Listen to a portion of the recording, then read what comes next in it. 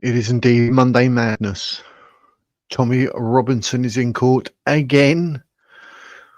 Apparently over about 1,600 appearances in court. This time, terrorism. You could not make it up. Is it just me, or is that the tell me you're desperate to try and get him arrested for nothing without telling me you're trying to get him arrested for nothing? Terrorism. Tommy Robinson. Are you mad? Reform UK. Council leader has been attacked on the street. And also the Palestinian Hamas has been involved once again in deadly clashes. No surprise there. And there's some more news. We've got all the headlines. Hopefully keeping it real. But I've got a little clip here of Tommy Robinson when he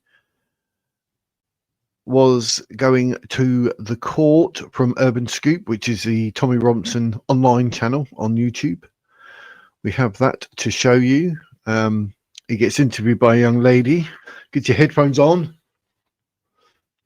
Let's listen to what he says about the ridiculous charges that he was facing. Just heading into court, Tommy. What's happening? We were late, so we didn't get full English. Guys, that's true. I'm good. Look what's happening. I'm in court. I face terrorism charge, which is insane. Remember, Axel Ruda Cabana wasn't a terrorist. The government made a massive point of not charging him with any terrorism legislation, even though he was caught with an Al Qaeda manual, which is an offence to have an Al Qaeda manual under the Terrorism Act. Yep. He was charged and he wasn't deemed a terrorist or to be labelled a terrorist. I today face charges of terrorism, Article 7, because I refused as a journalist to give the government or the state access to my mobile phone. The reason I did that is because there's sources of information on here. This is where I hold my information that people give me as a journalist that's supposed to be protected from the state. And I face a prison sentence today for that. Why did they stop you in the first place? No reason. When they stopped me, what's the matter? I'll start walking you. When they stopped me, their words, we're detaining you under Article 7 of the Terrorism Act. I said, Terrorism Act? And I went like that. What are you talking about? They said, don't worry, Tommy, we know you're not a terrorist, but this legislation allows us to do this. And then they sat me down in an interview, so for 6 hours, where you do not have a right to remain silent. So when they sat me down under the Terrorism Act, you don't have a right to remain silent. And their first question was, what do you think of Great Britain? And I said, it's a totalitarian shithole.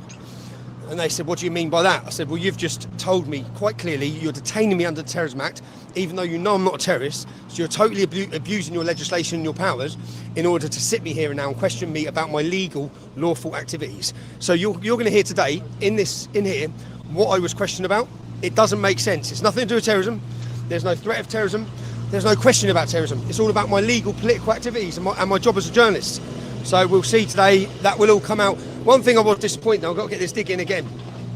When this happened, lots in Reform were asking Nigel Farage to talk about this. Nigel Farage come out again and made a public statement in an interview saying that I was not detained under the Terrorism Act. I was detained for a dodgy passport. Everyone's going to hear what happened today. I was detained for not breaking any law, suspicion of no crime, but they wanted access to all of my electrical goods and they wanted to sit down and question me for hours without the right to remain silent. They wanted to trap you and you continued to pose a threat to the narrative. They wanted, it was the day after we had 100,000 people in Trafalgar Square, and they want to understand the United Kingdom movement. They want to understand what my plans were. One of the questions they asked me was, well, how are you going to stop the Great Replacement? That's one of the questions they asked me. How are you going to stop the Great Replacement? That was the question from counter-terrorism officers in an interview. This wasn't an interview by ordinary police, this was counter-terrorism officers. My phone was taken. They got access to my phone, so they say, which again, for what? For no crime. Do you feel like you'll get a fair shot? I wish I had a jury. I wish that 12 members of the British public were allowed to hear what the British government do and what the state do. But today I will be judged by a single state-appointed judge. And we know that you will tell the truth. None of you are. Well, these guys should be bothered by this. Because it could be you, it could be me. Yeah, but they don't go against the government. Of course. What about hit pieces on citizen journalists, Tommy? Oh, citizen journalists under attack. I watched it, mate. Good work, lads. Yeah, I watched it. Nothing that does matter anymore. Nothing that does matter anymore. Well, the thing was that I saw from it, they put that together, and if that's all they've got to deliver to citizen journalists, then they've got very poor producers. Even today, if I go to jail, it makes the whole world laugh at Great Britain and the justice system.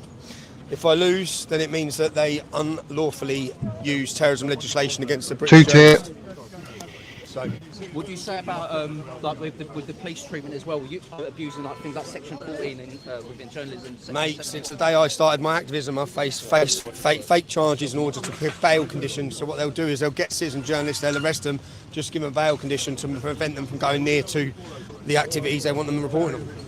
For example, I fought a case here, didn't I, which we actually won, where I was banned from London for 6 months. I unlawfully, proven unlawful, but it cost me £53,000, didn't get the money back. Today, Elon Musk has paid for my defence team, so I'm very grateful to Elon Musk for defending my rights as a citizen journalist. And this is performative, isn't it? I mean, they want. What, the media? Yeah, they want to. They want to put images up with terrorists, charged under terrorism. So legislation. we can't support you because you would be in Deemed under terrorism charges. terrorists, yeah.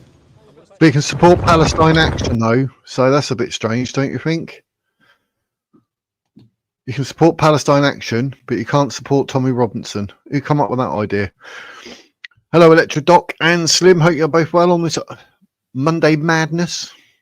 Don't know what else you would actually call it, but crazy. But Tommy is in court today.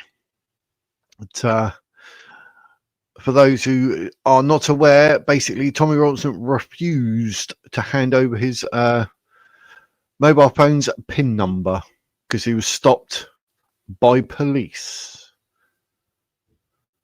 But Tommy Robinson was charged under Schedule 7 of the Terrorism Act 2000. And basically he arrived there at Westminster Magistrates Court. And that was obviously this morning, but he allegedly failed to provide his mobile phone PIN number to police. And that was at the Channel Tunnel in Folkestone in July the 28th last year. But as you can see, he was completely flanked by bodyguards and cheered on by a handful of supporters. And how many photographers were there, though? But basically, as you heard, he had material on his phone that he didn't want them to see because the females in question are vulnerable. So what do you call that? Journalistic material? But basically, you know, he's got stuff on his phone that obviously don't want the state to see. But I don't understand why they arrested him in the first place. Surely, where's the probable cause in the first place? You need probable cause. Do you not? You can't just say, oh, by the way, you come over here. All because it's Tommy Robinson. They knew who he was. But yeah, it is. It's absolutely shocking. Over 1,600 court appearances he's had. And some of the charges are just absolutely ludicrous. I mean, but like he said there, Rudy Cabana wasn't classed as a terrorist, but Tommy Robinson is classed as a terrorist. I mean, I don't know. Just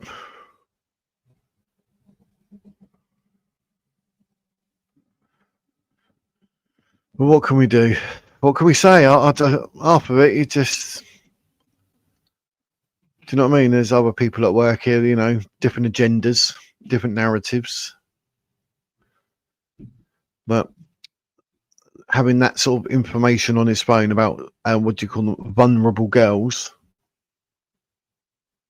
So it really doesn't add up. But apparently it says that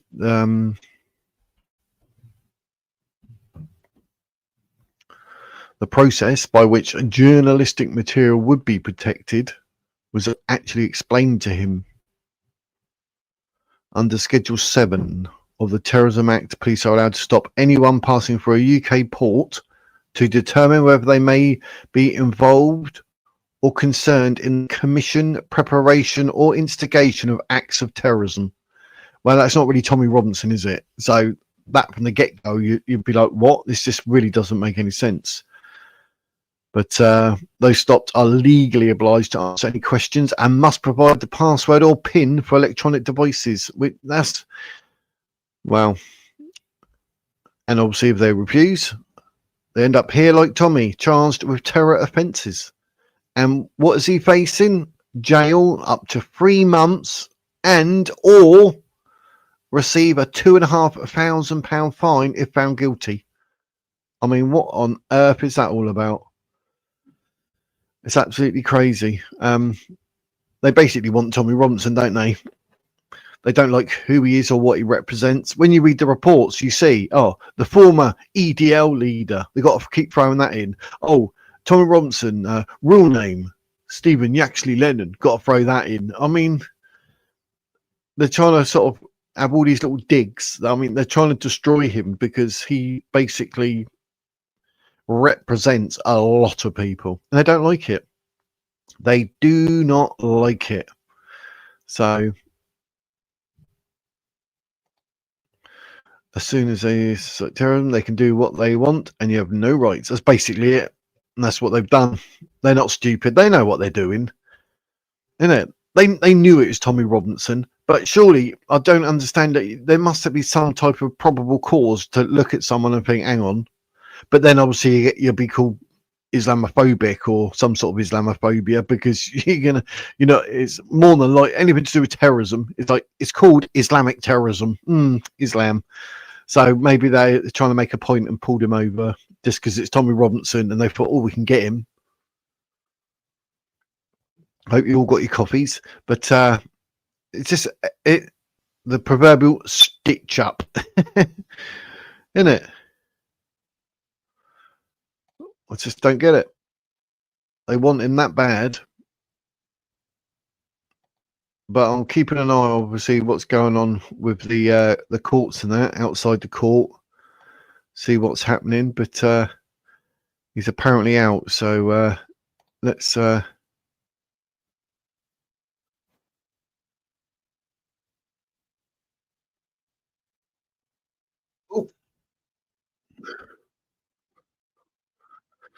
But he's apparently outside court. So.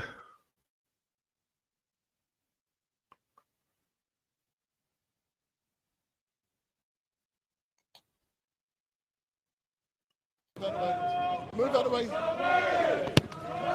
Tommy, come. Hey. Tommy, take that way, man. So, Tommy, can you tell us what's just happened inside of the court? We've heard the police's cross-examination where it turned out that they took 34 seconds to determine I was going to be detained under the Terrorism Act. 34 seconds where they're meant to take time to question me at things. They didn't question me, they just saw my face and automatically made the decision I was going to detain me.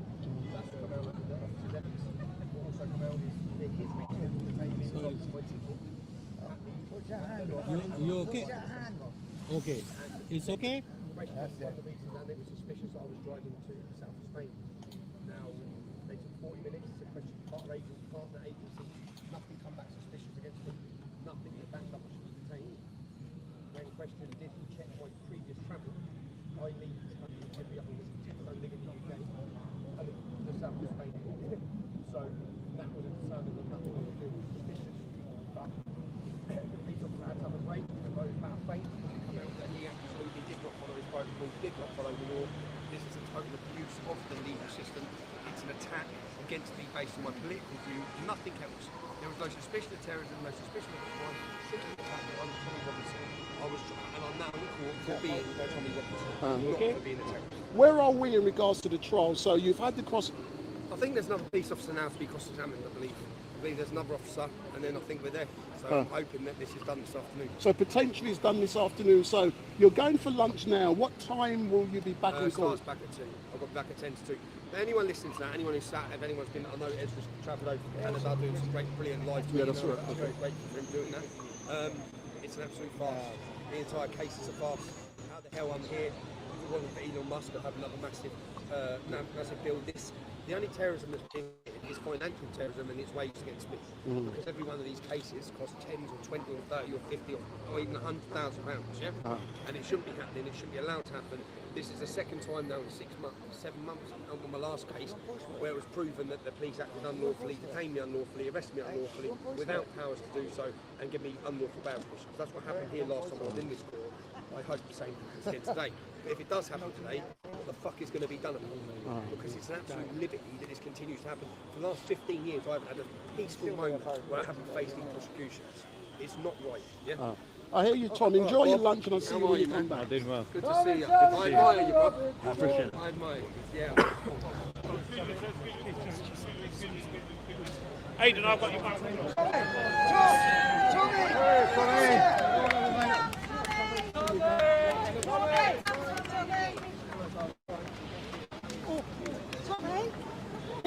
Flanked by bodyguards. This is Louis Errington footage, not Tommy Robinson online Urban Scoop. Give him a shout out. It seems they are in recess till 2 p.m.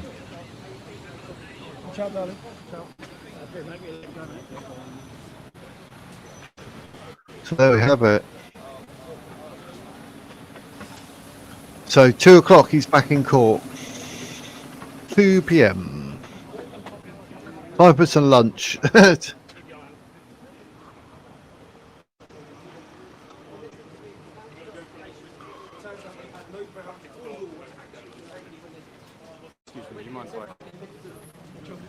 they're totally abusing legislation that gives them absolute an abuse of our freedom.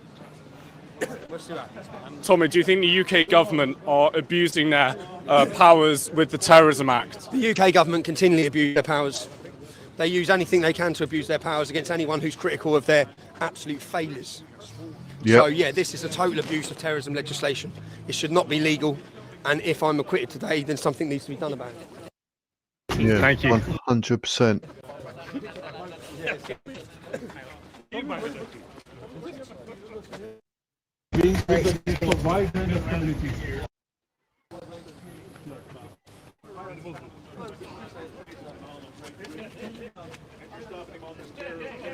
Poor bloke saying going to lunch.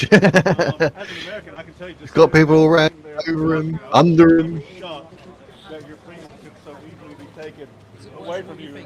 It's worse. It's worse. It's the most But the court reconvenes at 2 p.m. They planned it. The two officers, you could see them. I think the motivation was they were anti-Tommy Robinson. When you look at all the information and see how they stopped it, they had zero. It's like the most narrow node to have like the ways on But definitely anti-Tommy Robinson, without a doubt. But there he goes to lunch. Like I say, 2 o'clock the court will reconvene. But that's good for Tommy Robinson. 2 o'clock he's back in court, so we'll see what's said. But you saw the interview before we went in, and you saw him there. Literally, they're abusing the Terrorism Act. Literally abusing it. Why? Because they want Tommy Robinson. Why? Because he's Tommy Robinson, and he's a symbol of the people, and they don't like it. They literally do not like it. So they're going to go after him any which way they can. Two officers, it sounds to me like they conspired to get Tommy Robinson because they had zero actually legal authority to do what they did to him. So exactly that. And I'd say as an American watching it, it's unbelievable to me. It's a disgrace. Oh, I still think the UK. Really? Ezra said the same thing. Right, Don. Yeah, how are you, man? Don. Good to see you, brother. Good to see you. Don. Thank you guys. Appreciate it. Quick, Please, sure. Yeah. just a What's your second. name, man? So in terms of what's happening at the moment, Yep. do you think, just stand here if that's okay, Yeah. trying to get the sign in. But yeah, in terms of what the UK government are trying at the moment, do you think they're abusing their powers with the Terrorism Act to try to lock up Tommy Robinson? 100%. I was the only American that was sitting in that gallery. It was really shocking to watch as an American to see that your freedoms can be so easily taken from you in this country using this Terrorism Act legislation. And it's very clear from the officers' testimonies in there that neither of them, especially for the constable in charge, the arresting officer, had zero right to detain him. He actually detained him for 45 minutes illegally. And in a time period when Tommy could have actually driven off, we find out today, he did not record something as simple as the date and time that he stopped Tommy. Those things were not on his witness statement. The arresting officer admitted that he knew who Tommy was as he saw him coming up on the video, as he saw him coming from far away. So he already knew who. He was already biased against Tommy Robinson, is what it sounds like to me. Both of the officers involved, it's really like they conspired to get Tommy Robinson. If you listen to all of the information in there, yeah, it's really a travesty of justice the way they're using it to infringe, really just rob people of their freedoms in this country, in Great Britain. But yeah, it was awful, man. So hopefully they'll be able to do something to correct it in the next election. I don't know what it's going to take, but yeah, it's definitely it was a get Tommy Robinson kind of deal, the way I see it. 100%. Well, thank you very 100%. much for your time on camera. You can see me on YouTube, Louis Errington. Thank you. Cheers. Yeah, Louis Errington on YouTube doing the interview there. That's basically the crux of it. It's Tommy Robinson. Let's get him any which way they can. Don't like who he is, what he represents, and that's why they always say, "Oh, he's a former EDL leader." Because they like to accuse him of racist and Islamophobic and everything else, which is just complete rubbish. But they got to fabricate it in order to get these words out to turn people against Tommy Robinson. But what they don't get the gist of is people aren't turning against Tommy Robinson, they're turning against the government and the powers that be, because we can see that they are deliberately targeting Tommy Robinson. And if it's not Tommy Robinson, it's people who associate with or support Tommy Robinson. So it's literally so obvious what they're doing and how they're doing it. But back in court at 2 p.m. he's now out and look like he's in Eddie's cafe. Might be getting his full English that you didn't get this morning if you just saw the interview from this morning. But he was running late and he said he couldn't get his full English, so he's probably in there having it now. But like he says, like if he is found not guilty and he's acquitted, something has to be done, because you can't just keep targeting someone for being who and for what they represent. They don't like it. Any of this pausing, this is from London, by the way. It's streaming Louis Errington on YouTube. London can be a bit funny with the old Wi-Fi, etc. So if it jumps in that, it's not me, honestly, Your Honour, not guilty, just like Tommy Robinson. But the two involved, like this, we just literally, they saw him on CCTV approaching, so they knew it's him. So they knew exactly what they were going to do, and they targeted Tommy Robinson. They targeted him deliberately. And I don't think that's how the law goes. You can't just see someone and think, "Oh, it's them. Let's do this. Let's do that." Especially under terrorism. As chairman Terrorism. of Foresight and Co., I mean, at what point? Where do you get terrorism from for Tommy Robinson? When that Ruda Cabana Southport incident, they said that man is not a terrorist. Does that work? How does that work? So they literally need to try and tar Tommy Robinson with as many buzzwords as possible. It's crazy. It's crazy what they're doing to Tommy Robinson and what he represents, because they do not like it. It's as simple as that. They don't like it. But like this, Louis Errington live in London, but Tommy Robinson is now having a break, back in court at 2 p.m. And then we'll see what happens there, because like I say, well, hopefully so far so good. But I often wonder why the lefties are so keen on totalitarianism when it could also be used against them if the wind changes direction. So short-sighted. Yeah, that's basically it. I mean, they're not really on the ball, these people, are they? Let's be honest, because well, they want Tommy Robinson any which way you can and any which way but loose. Yep, better Clint Eastwood. Yeah, Clint Eastwood films. A simple change of government at the ballot box, and they could all be charged as enemies of the state. It could chop and change just like that. It seems strange that you know, like Tommy Robinson is so good for the people, but basically they're against it. They just don't like it. So what can we say? What can we do? But Tommy did clearly state there, like, if he's acquitted, then they really need to look into things. But it just seems ridiculous to be turned up to court to face terrorism charges. That's just, it's nuts. Absolutely nuts. But other news going on and going around and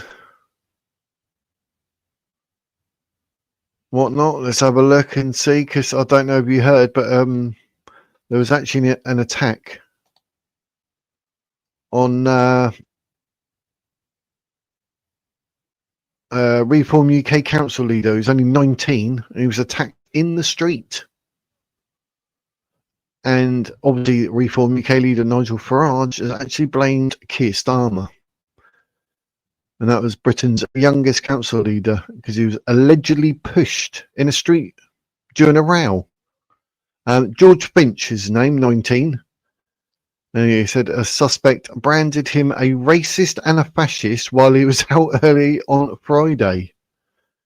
And Farage was apparently deeply upset that the young council leader was assaulted.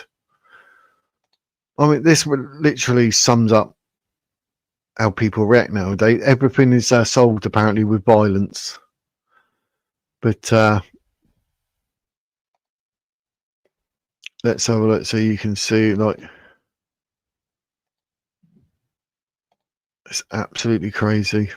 The words used against him echo the Prime Minister's disgraceful attack on Reform during Labour conference week and wholly irresponsible comments from the leader of the Green Party.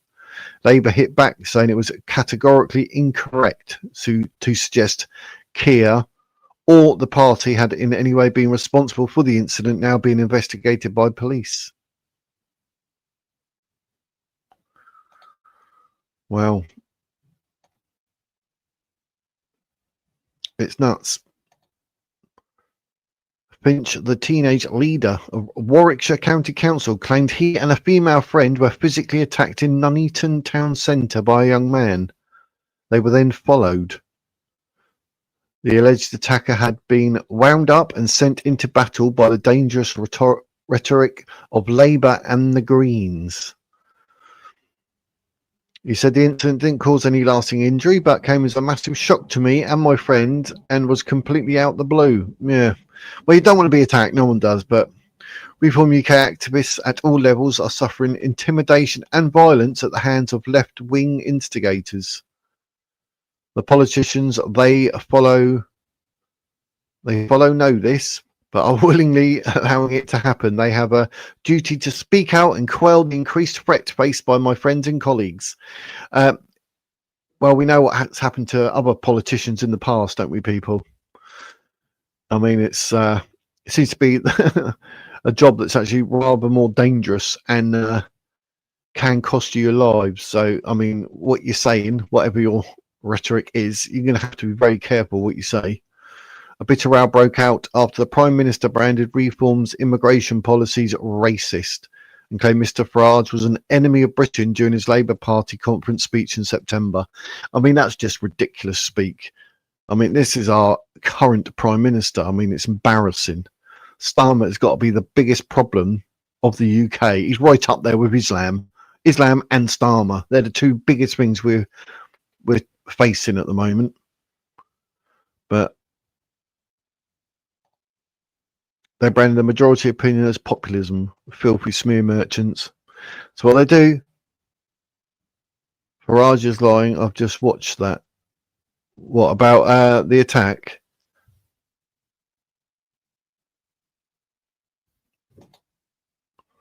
Little Bob, he's got a good defence. He's in court, bless him. Oh yeah, Little Bob. Yeah, he was doing a stream earlier, and I was going to sort of jump on that to give him a shout out and everything and help him, but his stream ended. Yeah, definitely arrest Starmer. Yeah, the Darwin mob. Yeah, they're all after him because he talks facts. Young Bob does. He don't like it. But I remember the actual speech with Starmer. Remember him saying it. You think, hang on a minute. It's like he's flamming the flames, but. On Monday, Reform's head of policy, Zia Yusuf, posted on X, the assailant shouted fascist and racist, exactly the language used by the Prime Minister and the leader of the Green Party. They know exactly what they're doing. Because they're going to copy, aren't they? They hear it, they repeat it. They don't have any opinions of themselves or any view. They're just like, oh no, I heard him say that, it must be true. Like everyone cheering for Palestine because obviously they're supporting Hamas and Islamic terrorism now, but they don't want to do any research to actually understand history, and it's ludicrous. Last month, Farage said Keir's branding of reform plans as racist will incite and encourage the radical left and directly threatens the safety of his campaigners as he accused the PM of descending into the gutter. I mean, any immigration policy is going to be made in a certain way, but to jump on it and call it racist is wrong. It doesn't matter who you are, what party you are. If you want to address illegal immigration, then that's good. But to be called racist for doing so, but you're picking on all the incoming Islamic ideologists. Well, yeah, because they are the illegal immigrants, obviously. They are literally breaking the law to come into our country. But no, we want to do something about it. But we're going to call you Islamophobic. We're going to cry Islamophobia, and we're going to call you a racist. So it's not really going to bode well, is it? Keir said anyone who argues that people who have lived here for generations should now be deported is an enemy of Britain. That's ridiculous. Green Party leader Zach Palansky, he's an idiot. Alleged reform fascist plan to deport our friends, our neighbours, our family members. They do twist it though, don't they? A Labour spokesman said violence, harassment or intimidation is completely unacceptable, has no place in our politics or our society. Any such incidents must be thoroughly investigated and the perpetrators must be brought to justice. It's crazy. But they say they're racist, but then here we go. Let's jump to Germany. Did you hear? In Germany, a Palestinian has a citizenship stripped because he celebrated Hamas. Kevin, 100%. Yes. Starmer and Khan are destroying the UK. Arrest them. Yep. I mean, little poison dwarf, Khan. He's ridiculous. Like numerous times he's been up before. Is it Sarah Hall or whatever? And the man's an idiot. He hasn't got a clue what he's talking about. He's all right to have a whole street, all this, that, and everything else for Ramadan, but St. George's Day, no, we'll ignore that. And Trump sees what a lot of people see, and hence why he said, oh yeah, they want Sharia law in London. It's because he can see what Khan's doing. He says whatever, look at the left hand, the right hand's doing that. We know exactly what's going on. And it is the Islamic way in order to infest this country and to try and force its narrative. They said they used to have to come to arms, but now all they got to do is come in illegally. And then they've also got people that can get voted in the politics world, and then they can start doing what they want to do. So literally they can destroy us like cancer. But that's what they plan on doing. But people need to get out and vote. I mean, in the next one or now, it needs to be reformed. Don't split the votes between any other party here, there, and everywhere. Just get Labour and Conservative, and definitely the Greens, and the Liberal Democrats. They need to just go. They need to sort of learn a lesson by literally abusing the country and its people left, right, and centre. People like you and me taking all the tax money and sending it abroad. What's that all about? Don't worry about the NHS, the police, nothing, emergency services, or any of that. Don't worry about none of that. We'll put your taxes up, and you can cover the cost over here, there, and everywhere. And it's not going to end well, is it? The people are starting to stand up, and that's why they're attacking people like Tommy Robinson. They don't like it. And here it is. A Palestinian man is to be stripped of his newly granted German citizenship after posting a photo showing support for Hamas. So why can't the UK do that? Anyone got any objections? Let me know in the comments. Why can he not? So you show support for Islamic terrorism. End of. Any citizenship revoked. Because you cannot go around supporting Islamic terrorism. The day after celebrating the arrival of his German passport, the man, referred to only as Abdullah, uploaded a picture to Instagram showing Hamas fighters with the caption "Heroes of Palestine." This man is an idiot. How is Islamic terrorism in any shape or form, and those that are part of, classed as heroes? But that's how Palestinians think. But no, we all want to be pro-Palestine, even though the Palestinians would vote Hamas in again today. Shortly afterwards, he received a letter from Germany's Interior Minister saying his citizenship had been revoked. Germany has gone further than most European countries to punish Hamas and curb pro-Palestinian support out of what it sees as a historic obligation to Israel and to right the wrongs of its Nazi past. That's why we have pro-Palestine supporters, because they have no idea about history. Like, Palestine doesn't exist, and they're like, oh yeah, pro-Palestine. Palestinians cheered on October the 7th. Yep, we're still pro-Palestine. Palestine love Hamas, Hezbollah, and all that sort of ideology. The kids are taught from a young age to hate Jews. Oh, that's fine, yeah. The Quran says, kill all the Jews and then the Christians. Yeah, no, that's good. That's fine. Yeah, pro-Palestine. They're literally supporting Islamic terrorism. And all these marches are going, oh, they got the right free speech and all this. They can do all their protests, but they're not. They're hate marches, and they should be banned. If you are pro-Palestine, it is a hate march. And they're still shouting from the river to the sea. They don't know what river or what sea. They ain't got a clue. They ain't got a Scooby-Doo. So, what can I say? But you got to focus time or go to the booth. I do not consent.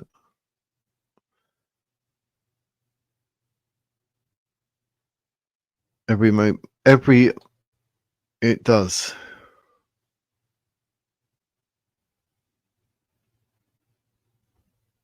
Yeah. Apparently, no vote or something goes to whichever party's already in power. Something like that.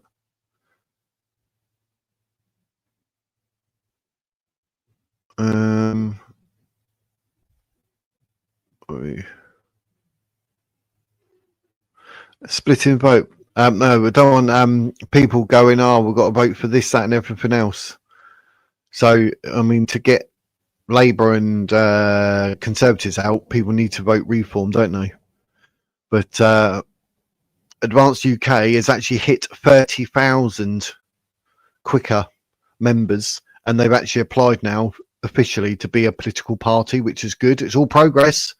So Advanced UK is advancing, ironically. So that's a good thing.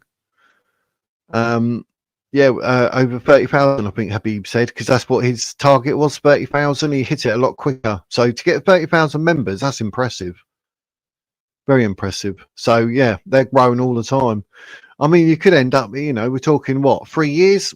By then it could be massive. It'd be the top two would be Reform and Advance. I mean, if that was the case, I'd be voting Advance. I wouldn't be voting Reform. But as it is now, people need to get Reform and get rid of the others.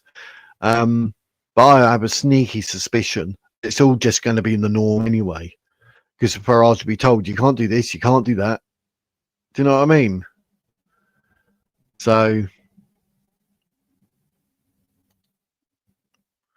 the Red Cross has been hijacked in Gaza. It's now blue and white. Really? Red X in the details. You like backwards and coming forwards. Backwards. You are forward and backwards and backwards. I agree with the Wiz. Get this person out. We can. Yep. Because even if Reform were in, then the next time round it could be Advance. Do you know what I mean? Either way, you can get rid of Labour and the Conservatives. But I mean, the worst thing Reform can do at the moment is actually end up going with or hooking up with the Conservatives that was floating around. I mean, that'd just be ridiculous. No one would vote for Reform then. And that'd probably do Advance a favour. And if they can get their official papers through, because I know Ben Habib said they put it through, something come back, they've rechanged it, sent it back, and he's hoping to hear, but he doesn't know how long it'd take. But if Reform and Nigel Farage done anything with the Conservatives, people will leave in droves, and I think that will just be really good for Advance UK, because that's where everyone will go. So that'd be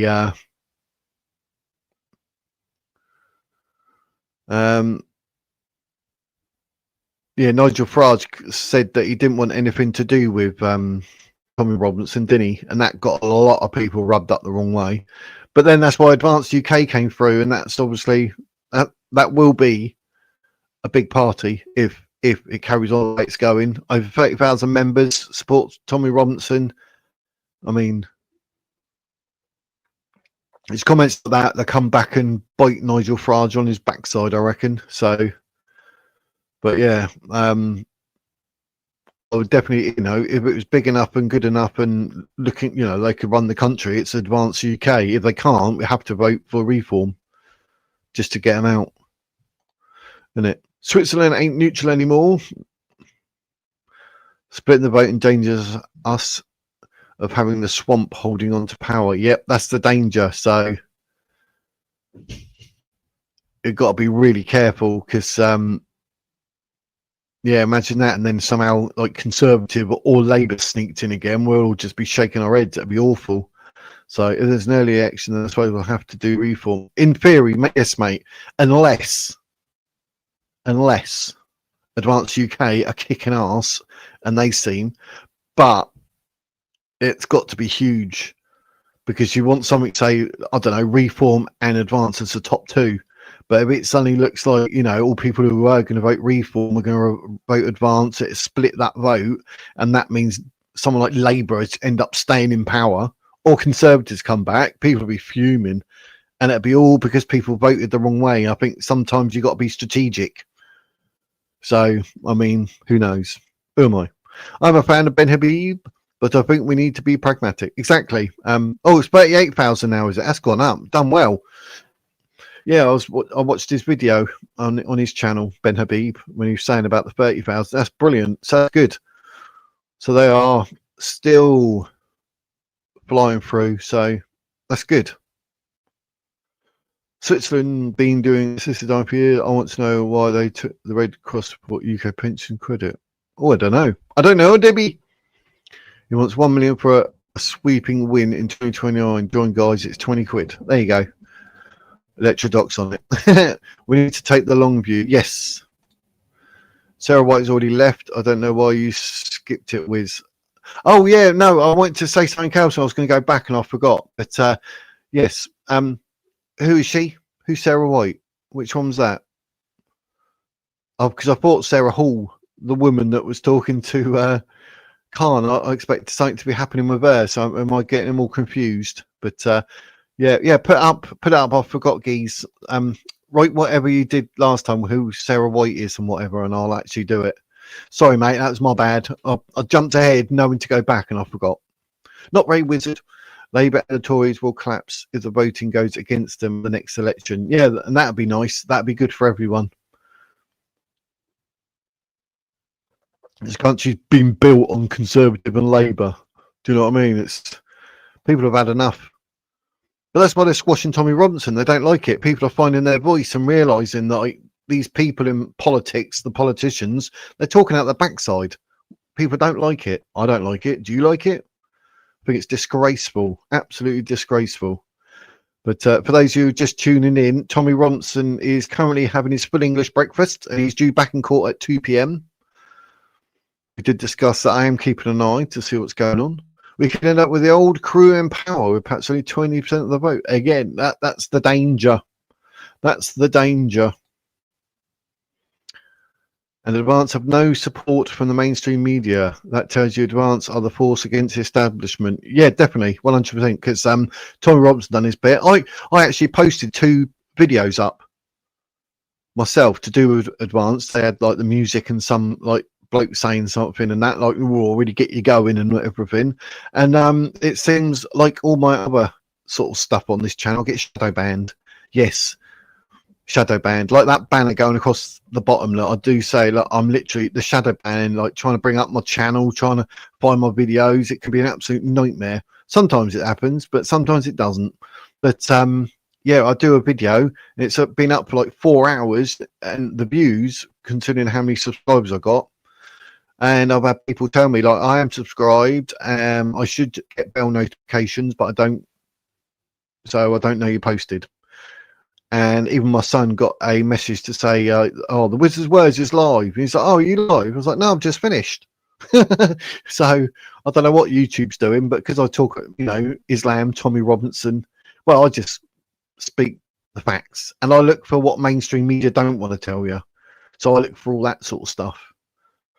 And we'd, like I say, we'd discuss things like Advance UK. They're like, oh, no, that's not Labour or Conservative. Do you know what I mean? So... But I'm 100% looking forward to Advance UK, if I'm honest. But if someone said, right, I had to vote today, I would vote Reform, hoping that I'd just get rid of Labour and Conservatives, because they need to give their heads a wobble. They've been abusing the people for years. Where's all our tax money? The country's near enough bankrupt, like China. Do you know what I mean? It's like, what's going on? Where's all our money? Why can't we just stop everything going abroad? Literally everything. Sort out our country and then see what money we got, and then we can start helping other people. But surely the United Kingdom comes first. Does the United Kingdom come first? Sure. Like, close the borders for all immigration, illegal and legal. Just stop maybe, I don't know, 3, 6 months, 12 months. Sort it all out.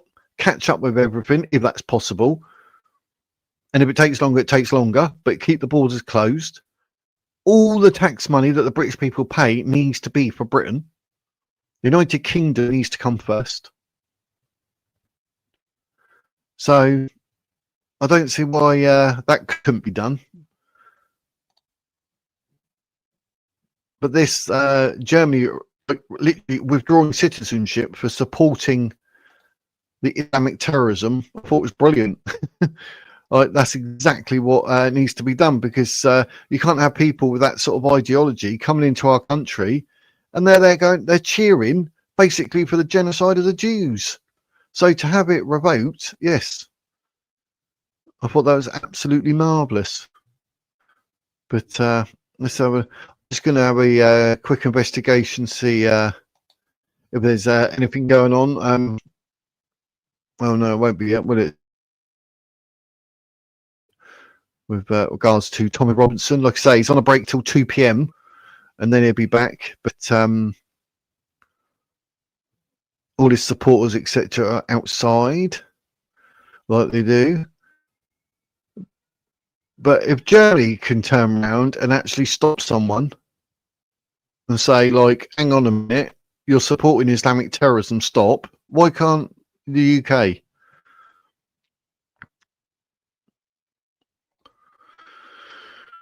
Right, Sarah White, the one I said would end up leaving Reform because she shared the stage with Tommy. Ah, yes, I hate to say I told everyone so, but I did. Ah, right, yes. Yes. I'm with you now, geese. I'm with you now, geese. New member number one, the councillor who flew the Union flag on the council balcony and got arrested. She joined Advance. Ah, yes. I remember that. She actually, she joined Advance, actually, yeah, because they grabbed her, didn't they, while putting the flag over the top. The country has been squeezed dry by Labour and the cons. Yes, it has. They seem to want our blood, and now they want even more blood. We ain't got any blood left to give, so that's why things have to change. The EU have put the retirement age up to 68 for both women and men. Wow. BS since the beginning of time, 60 women, 64 for men. Now it's 68 to keep our aging Pakistan elders, isn't it? That's, wow, 68. Just want to... it's terrible. Like, basically what they're saying is no one's ever going to get to retire now. You start working, that's it, and you keep working until you die. Isn't it? Equality is a bitch. Yes, I'd never tell you're bad and guys. Yeah, do it for the Advance UK. I'm not trying to sell anything, just giving an opinion. I mean, sell as in recommend. Can't spell recommend. Yeah. But the Jordan People's Front splitters, yes. I told you a few weeks ago when we say I'm calling this out now live on all his words. Yep, you did. You did, mate. But if our country could actually look, that's what you put. If our people can actually stand up and get a backbone and actually deal with it, it says, while Germany has blocked the path to citizenship based on the applicant's rejection of Israel's recognition as a state, the case of Abdullah is believed to be one of the few cases where citizenship has been stripped. It's not clear if he will be deported, given that Germany does not recognise Palestine as a state. Germany has been one of Israel's staunchest backers since the outbreak of war after the terror attack of October the 7th, 2023. And rightly so. I mean, so should the UK, but we recognise Palestine, people. We, as a country, apparently recognise Palestine. Judea and Samaria, land of the Jews, the Holy Land, as given to God and written about in the Bible and the Quran. But there's still more stuff going on with Hamas. Let me bring it up for you so you can see it. So you're always wondering why I bring up what I read. It's because when I say it or whatever, and people will be like, oh, is he making this up? And I've had a few comments on other videos when I never used to bring it up. I used to just read it and like, you had to look at my big ugly head. And then people are saying like, oh, why are you making it up? Obviously, most of the names look like they were for Muslims, but you know, oh, you're making it up. So if I have it all up on the screen, then no one can say anything because it's here, it's written. I am looking at it. But yes, they are fighting among themselves, morons. Yes, but you have to let me know what you think about the Palestine and UK recognising it, because it's just so wrong. So anyway, I want to ask you a question. How can you vote to be split by voting in advance when you'll be splitting between the establishment parties once you're in the national? Because you could end up with more votes on Labour because it got split between advance and reform. You could end up with Labour getting X amount, and it had advance and reform all gone to one party. It would have ousted Labour, but Labour might get, say, 26%. But where the vote's been split to advance and reform, they could end up, 25%, 25%, and then Labour's got 26%, for argument's sake. And then you're like, oh. So, yeah. But who knows? But like I say, if it is like vote right now, your best bet is reform.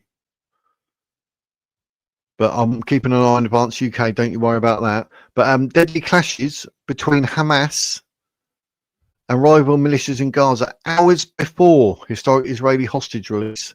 So there's no end to Hamas. This is the thing.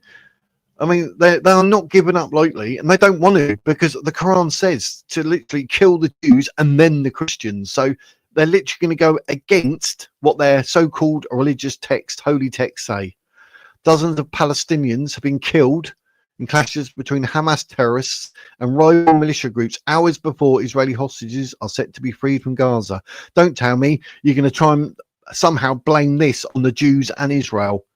So literally Hamas terrorists and rival militia groups are killing innocent Palestinians, dozens of them. They've been killed in clashes, but you're going to try and twist that and somehow blame Israel? Or should we put all these numbers on top of the actual war figures, and then that way, it can still slyly be, oh yeah, Israel killed like 50,000 people. Oh yeah, and plus them. At least 27 people are confirmed dead amid fierce fighting involving the Al-Qassam brigades, members of the Dogmish family near the Jordanian Field Hospital in Gaza City. So what more proof do you want? I mean, Hamas during the war turned around and they was told, you Palestinian people, you need to help them, give them food, give them aid. No, they're not our problem, mate. And now here they are fighting, still killing Palestinians. But everyone's still pro-Hamas, pro-Palestine. The Hamas-backed Interior Ministry said 8 members of the security forces were killed in what is described as an armed assault by a militia. Residents described scenes of hysteria as families fled their homes under heavy gunfire. One witness said this time people weren't fleeing Israeli attacks. They were running from their own people. Oh, they're not going to want people knowing that. No, we want to blame Israel. On Sunday, Israel gave details of how they expect the remaining hostages held in Gaza to be released by Hamas ahead of an imminent deadline under the terms of a peace deal agreed by both parties last Wednesday. Yeah, I can't see Hamas going with this. They still want to be involved in so-called Palestine, but I mean, there is no Palestine. I don't know what. Israeli government spokesman Shosh Bedrosian said they expected 20 of our living hostages to be released early Monday morning to the Red Cross. Well, I've heard about 7. Under a ceasefire agreement, Hamas has by 12 p.m. to release those taken captive on October the 7th, 2023, when the group launched a surprise attack on Israel that ignited a 2-year war. Yep, all because of Hamas. Ms. Bedrosian said they will take in 6 to 8 vehicles without any sick displays by Hamas in a reference to ceremonies by the group. Yeah, they like to make a big ceremony that they're releasing a hostage, like it's like a super nice thing they're doing. Like, what? But I've heard 7 hostages have been released. Have you heard of any more? If you have, let me know. But I've heard of 7. The hostages will then be driven to forces inside Israel-controlled parts of Gaza before they are transferred to southern Israel and reunited with their families. Because up here, I also heard actually that they obviously got to learn how to eat again.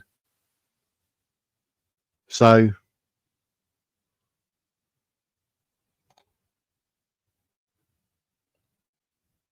Judea and Samaria, like Jordan called it the West Bank, even though it's Judea and Samaria. So, because Jordan won't take in any Palestinians because they start attacking their country. Ordered Viagra.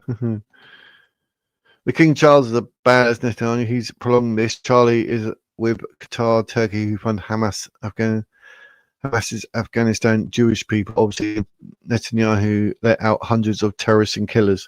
He's been told he's got to release them all and that. I wouldn't put Netanyahu up there with King Charles. King Charles is just on another planet. Netanyahu's done what he can for the Jews, help the Jews, but the problem is Islam. We need to get rid of Islam and Palestine, even though it doesn't exist. It's all got to be stopped. The West Bank, I think that name was given to the area by Jordan to try and wipe out the names like Judea and Samaria because it's the land of the Jews. They don't like it. anything to genocide and ethnically cleanse the Jews. But Israel can have like 20% Muslim. There's about 2 million Muslims in Israel. But you go to any Islamic state, there'll be less than like 0.5% Jews because they literally ethnically cleanse. They don't in any Islamic state. So whatever can or can be done to help the Jews, it has to be done. So nice to know other patriotic wizards are out there. Greetings from Brazil. Quantum Energy Solutions. Oh, that's a nice name. Quantum Energy Solutions. Welcome. A big hello from the United Kingdom on the south coast to Brazil. Happy days. But yes, trying to keep it real. I know history. We know we need to protect the Jews, stand with the Jews. Israel shown it's got a good democracy. The country, like I say, 20% Muslims. They just do the do. And then you have Palestine before October the 7th doing whatever it was doing with Hamas, becoming an Islamic state, oppressing women, killing its own people, killing gays. And then all of a sudden they start a war and now we've got to cheer for them and they want to say free Palestine. From what? Hamas. They voted in Hamas. They'd vote Hamas in again right here, right now, today. So, crazy. Anyway, in the update from Tel Aviv on Sunday, Mr. Bedrosian said, tomorrow will be a day of reunification and excitement for some families who have waited 2 years to embrace their loved ones, while other families will grieve the return of their loved ones, closing a painful circle with proper and dignified burials. Yes. But like I say, they're being told that, you know, they got to learn how to eat again because they've been so malnourished because of Hamas. Like Greta Thunberg saying that bloke, oh, it's they're dehumanizing and they're doing all this to look what Israel's done, and they turn around and went, no, he's actually the one that was filmed digging his own grave by Hamas. So it's not an Israeli hostage, it was a Hamas hostage. So Greta Thunberg had to delete that because she looked an absolute idiot, but she's trying to make out, oh, it's all dehumanizing, it looked awful, it's this, it was that. And then you're like, yeah, but that's Hamas who you're supporting. So she had to delete it. And plus, I believe the brother of that hostage said, every minute you don't take it down is another minute you look absolutely stupid. She added an international body, which was agreed on in this plan, will help locate the hostages if they are not found and released tomorrow. I mean, surely there's no way Hamas can make it any harder, surely, to bring the hostages home, surely.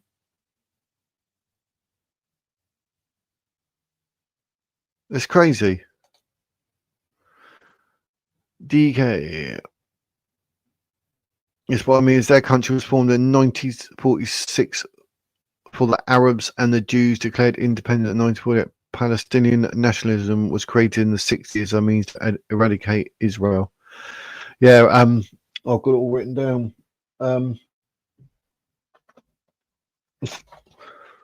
I had to do research because I watched another.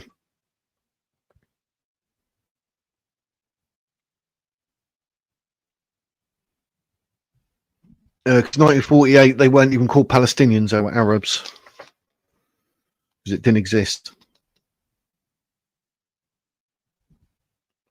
But as we know, I mean, regardless of anything, Jews originated from the area 3,000 years ago. So, I mean, anyone can argue what they like, but it's not... what I mean is their country was formed in 1946 for the Arabs, and the Jews declared independence in 1948. I don't know what you mean by what 1946. I know 1948. I believe that's what, because there was no Palestine in 1948. Jordan called it the West Bank, gave it that name to try and hide the name that it's called Judea and Samaria, land of the Jews. But it's Jewish land from like 3,000 years ago. So regardless of this, that, or anything, or any Arabs there, they're not supposed to be there. It's Jewish land, full stop. Jerusalem, Nazareth, it's all written about in the Bible. Jewish land. But the reason, obviously, because of what it's like over in the East and the Islamic ideology trying to wipe out everything and genocide the Jews, the only way for them to actually live was to have a country like Israel. But it's always been their land, always has been.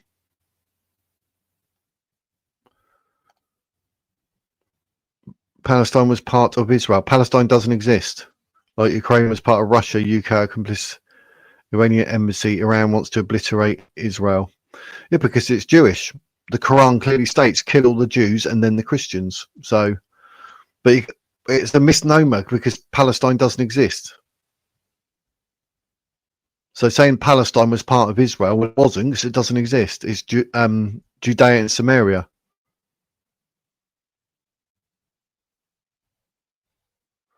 So Jordan, 1940, Jews used to use the moniker Palestinian way before the Arabs. No one used Palestinian. The only reason Palestina came about was because of the Romans. They wanted to have a dig at the Jews, so they come up with Palestina. Because it translates into something that's insulting to Jews. So Louise Lee, groovy name. Yes, it's the only way to go, without a doubt.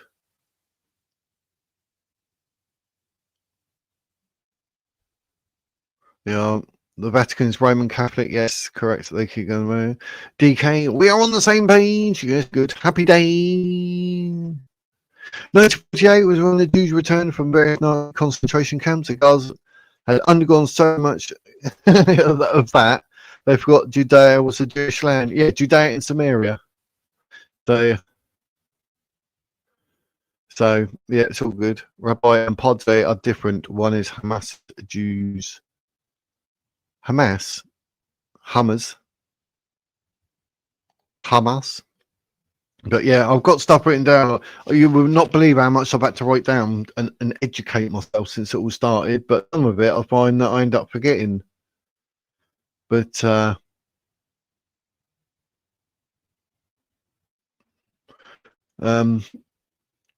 what I do remember though is it Surah 5, verse chapter 20 and 21? That's where it's given in the Quran, which clearly states that the land is given by God to the Jews. And it actually says that in the Quran. I think it's Surah 5, verse 20 and 21. I believe. Someone can always look it up and fact check me. But yeah, Jordan renamed Judea and Samaria as the West Bank. Yes.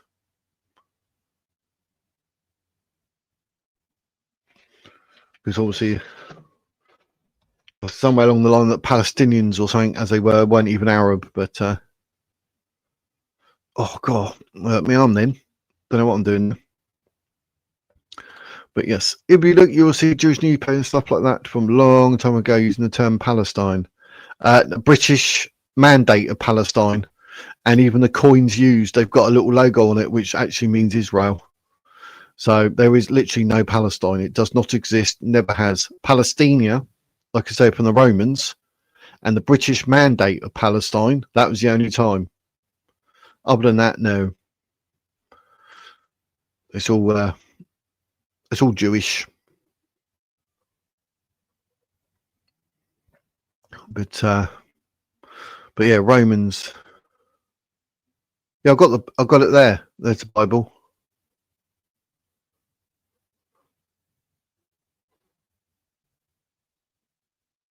But it's the same as, like I said, the same as in the Quran. The land was given to the Jews by God. So you go all the way back to then. That beats anything to do with Palestine because it's Jewish land, and Palestine does not exist. There is nowhere called Palestine at all. That was Arafat inventing it like 58 years ago. But that's all about their way of trying to grab the land because they are occupying it because it's Jewish land. They're trying to steal it. So basically, yeah, I read the Bible and I read the Quran. That's how I know the Quran has even got it. given the land to the Jews. I swear it's Surah 5, chapter 20 and 21. Or no, chapter 5, verse 20 and 21. Yeah, I'm sure that's what it is. Look it up. You might see it, but that's in the Quran. It clearly states that Allah gives the land to the Jews. So regardless of any this, that, and everything else. So that's all happy days. So it's all Jewish land. And that's where the Jews were, Jerusalem and Nazareth and all that. So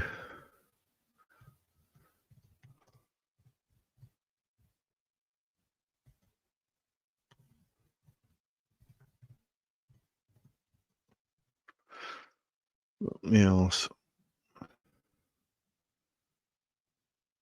but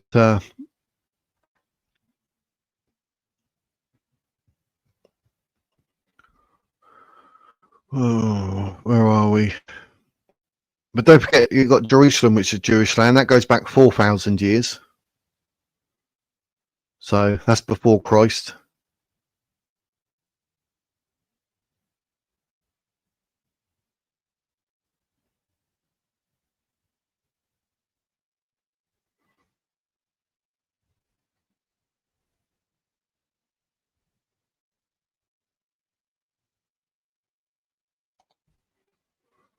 The Jerusalem Post was called the Palestine Post originally. They are other examples of things like this. It was never a country, you're right. My point is not in support of Muslims.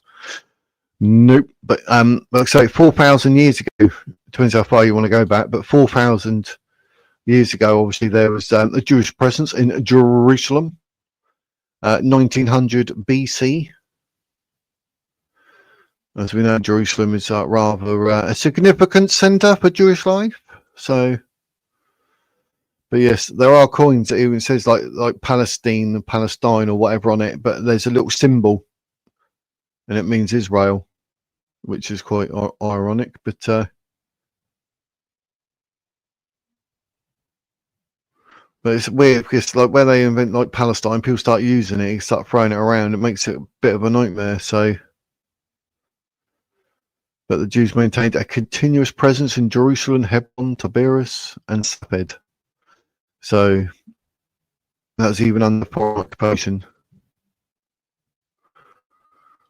But they actually say Jews have lived in the land of Israel for about 4,000 years, which is near enough what I said. Oh yes, I'm not too far out, but yes, crazy times.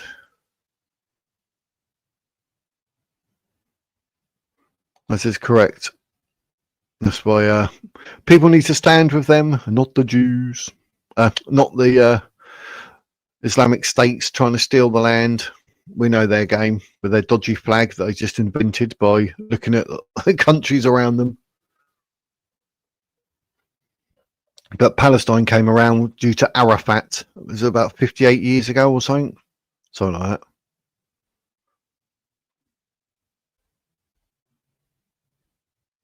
But yeah, the Palestina, the Romans done that as a dig to the Jews when they were there. Might call it that. Because it translates to something that's insulting to Jews, but it's a way of eradicating them from the land by giving it a different name. So yes, but a lot of anything in Palestine was under the British Mandate of Palestine. So that's the only time be whatever it's been, and it's all. But yes,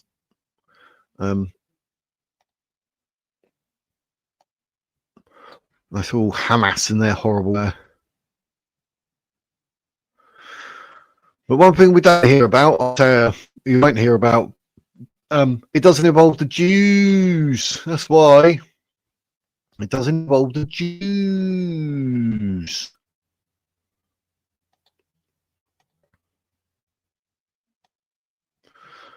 Pakistan and Afghanistan, it's all kicking off. Dozens of fighters were killed and overnight border clashes between Pakistan and Afghanistan. So it's all kicking off. So it's here, there, and everywhere.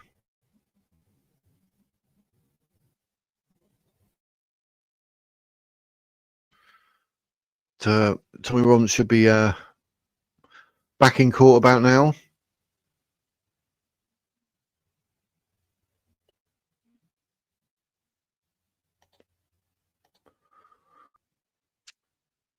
The most serious fighting between the neighbours since the Taliban came to power in Kabul.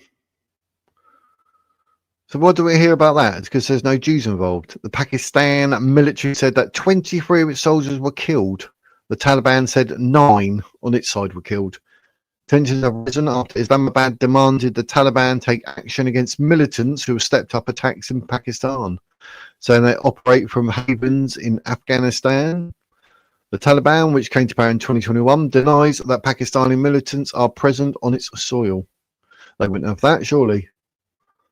Each side said it inflicted far higher casualties on the other side without providing evidence. Pakistan said it had killed more than 200 Afghan Taliban and allied fighters, while Afghanistan said it had killed 58 Pakistani soldiers. So they can't actually verify it, though. On Thursday, Pakistan carried out airstrikes in Kabul and on a marketplace in eastern Afghanistan. But no one said anything about that.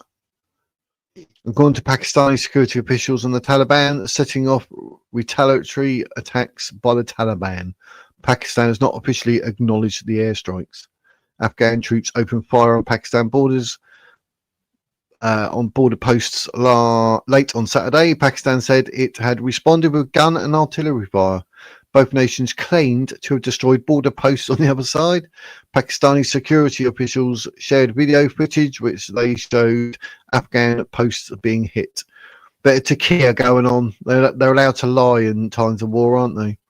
The exchanges were mostly over on Sunday morning, Pakistan security officials said, but in Pakistan's Kuram area, intermittent gunfire continued. Afghan's Ministry of Defence had previously said that their operation had finished at midnight local time. So there's wars going on, but no one cares about them. They're too busy giving all that about trying to cheer on Hamas and its Islamic terrorism. Kabul said on Sunday that it had halted attacks at the request of Qatar and Saudi Arabia.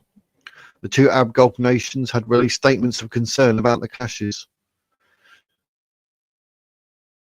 With the Taliban, it's never going to end well, is it? The two main border crossings with Afghanistan at Torkham and Cayman, and at least 3 minor crossings at Karachi, Angkor Adda and Gulam Khan were closed on Sunday. The Pakistani airstrikes coincided with a rare visit to India by a Taliban leader, Foreign Minister Amir Khan Muttaqi, which resulted in an announcement by India on Friday to upgrade relations. India is Pakistan's long-standing adversary, with the trip causing concern in Islamabad. So that's all going to be a potential tinderbox then going off here, there and everywhere. But we don't hear much about that because everyone's too busy trying to cheer on Islamic terrorism in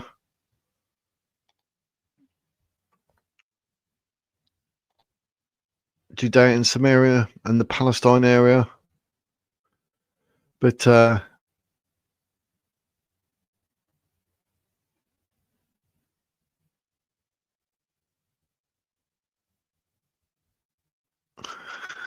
I see what you're writing, Electrodoc. Philistine comes from the Hebrew word which means invader. Yes, that must be what I was thinking of, because they took the land, obviously, the Romans, didn't they? So, good stream, praise the Lord. Thank you, D. Appreciate that. We're nearly finished. This is the last bit. This is Iran, 1,200 executions in a year thus far.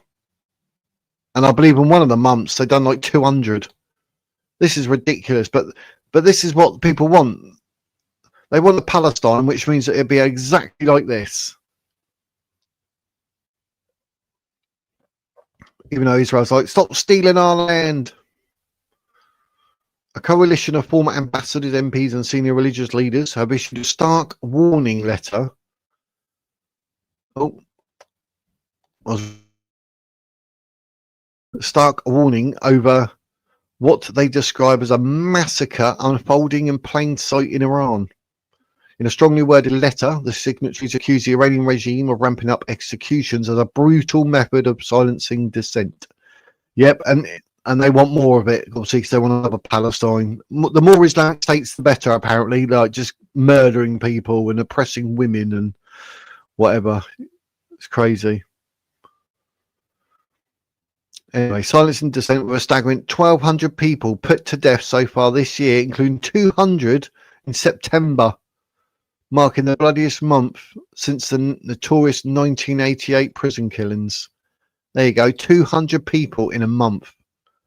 Currently, there are more than 50 political prisoners on death row, including 3 women.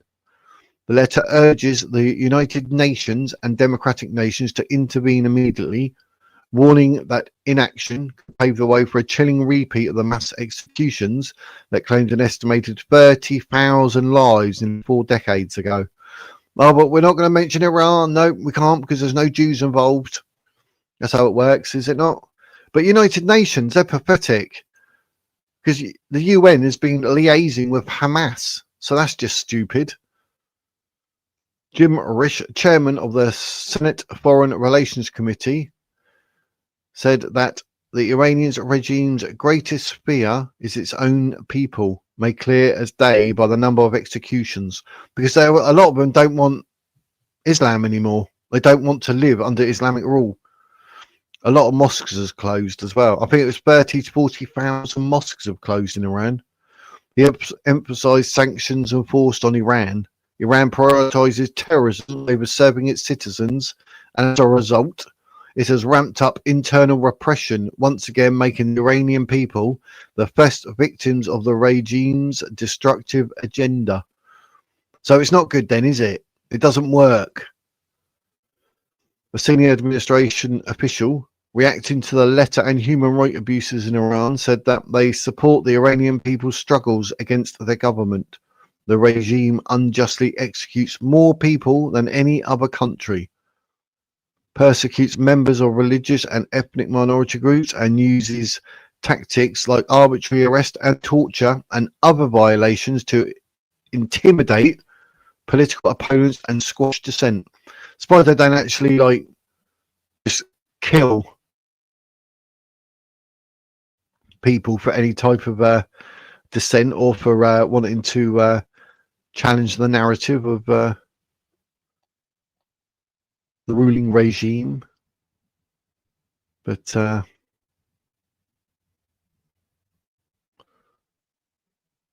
you see that Tommy is still in court. We're keeping an eye on what's going on, just in case. Don't want to miss anything, do we? Human rights watchdog Amnesty International reports that Iran title of having the highest number of executions per capita in the world. In 2024, the group reported that Iran accounted for 64% of all recorded executions worldwide. Iran recorded at least 972 executions that year, ranking it as the world's leading executioner after China among countries with publicly available data. Why are we dealing with countries like China then? That same research shows that China carried out over 1,000 executions. Iran carried out around 972, Saudi Arabia approximately 345, Iraq 63, and Yemen 38. The letter writes that on September 3rd, Amnesty International cautioned of history repeating itself with the 1988 massacre. Well, Professor Javid Rahman characterises the mass executions as clear evidence of crimes against humanity and potential genocide. But we're not allowed to say like genocide, are we, unless it's the Jews.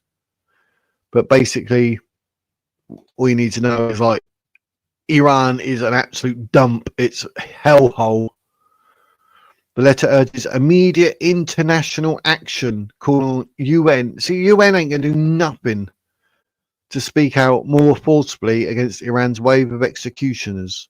The signatories are also demand that democratic government's push for Iran's human rights abuses to be referred to the UN Security Council and that the regime's leaders face concrete consequences. But they won't, will they? There's not going to be any comeback at all. Victoria Coates, Vice President at the Catherine and Shelby Cullum Davis Institution for National Security and Foreign Policy and former Deputy National Security Advisor to President Trump, framed the letter as a grim vindication of long-standing concerns. She described the regime in stark terms, saying it does not hesitate to ruthlessly eliminate any who dare disagree with them. Exactly. And that's excluding, like, you know, women and gays that are doing whatever they're doing, they don't like it. Given what the mullahs are willing to do to their own people with the means they have, there is an unacceptable risk they would use a nuclear weapon against the United States or Israel, Coates said, warning of what could come in the future. So there you go, that's how bad it is. So you don't really want to be anywhere near Iran. But basically, that's the mentality. That is literally the mentality. So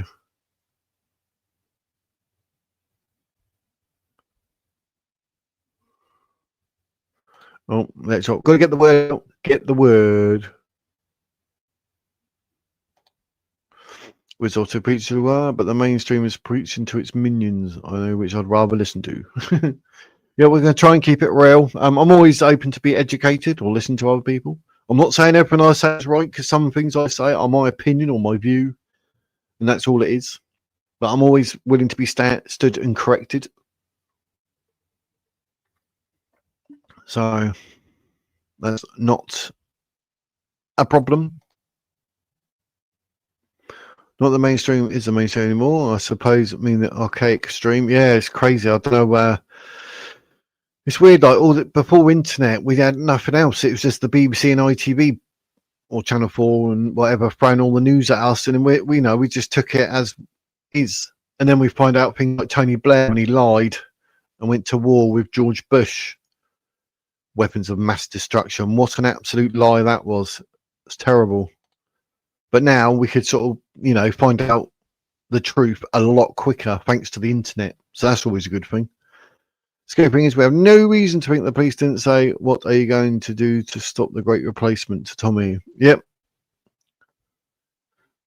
It's crazy. These days are unprecedented. Absolutely unprecedented. But we say Tommy's still in court. I can't see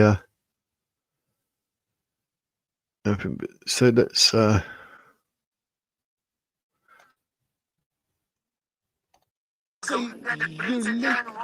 say that again. Sunday the 9th of November.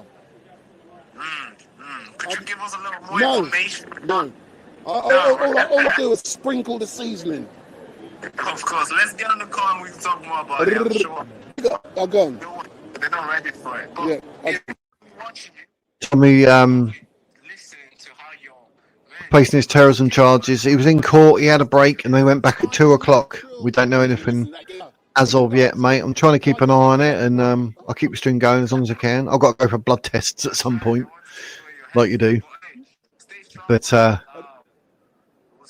trying to keep an eye on. We saw him leave. I think it's about 1 o'clock, and he had to go back at 2. But yeah, still facing terrorism charges. Now it seems like a massive, whopping, great stitch up by the sounds of it. And they're saying that the two people that arrested him for terrorism saw him approaching through CCTV. So they knew it was him, and they knew exactly what they're going to do. They targeted him, literally targeted him.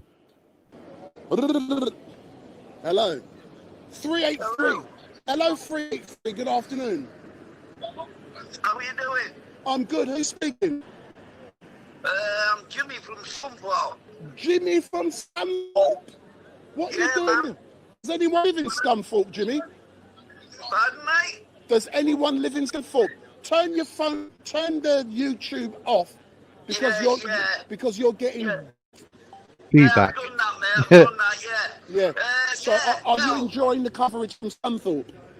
I'll tell you what, mate, I'm from Middlesbrough You're from originally. Middlesbrough. Someone has to be from Middlesbrough.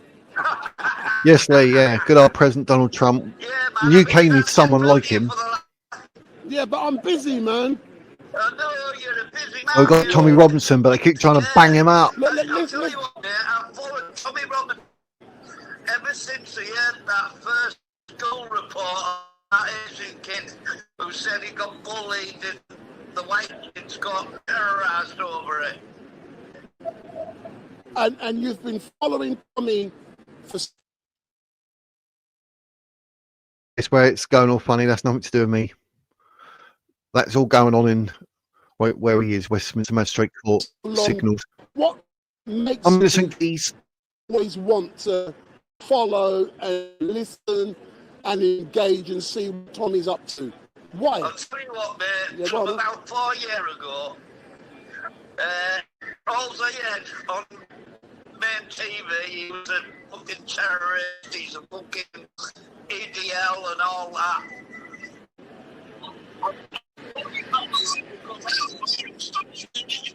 With a blast of seeds, and he friends, and I've got black in my family. Do you know what I mean? So it's not black. Yeah, Wendell Daniels. It's against.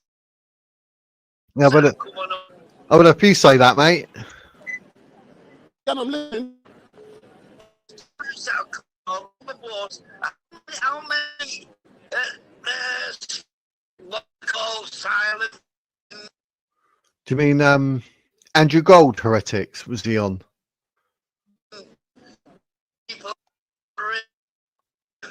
What about him with the guns?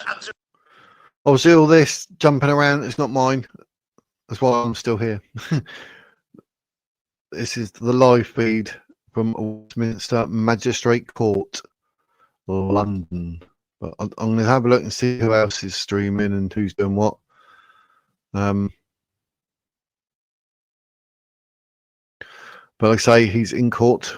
He refused to give police his phone. No, I hear you, but all I can say, thank All the dodgy internet. Oh, dodgy internet.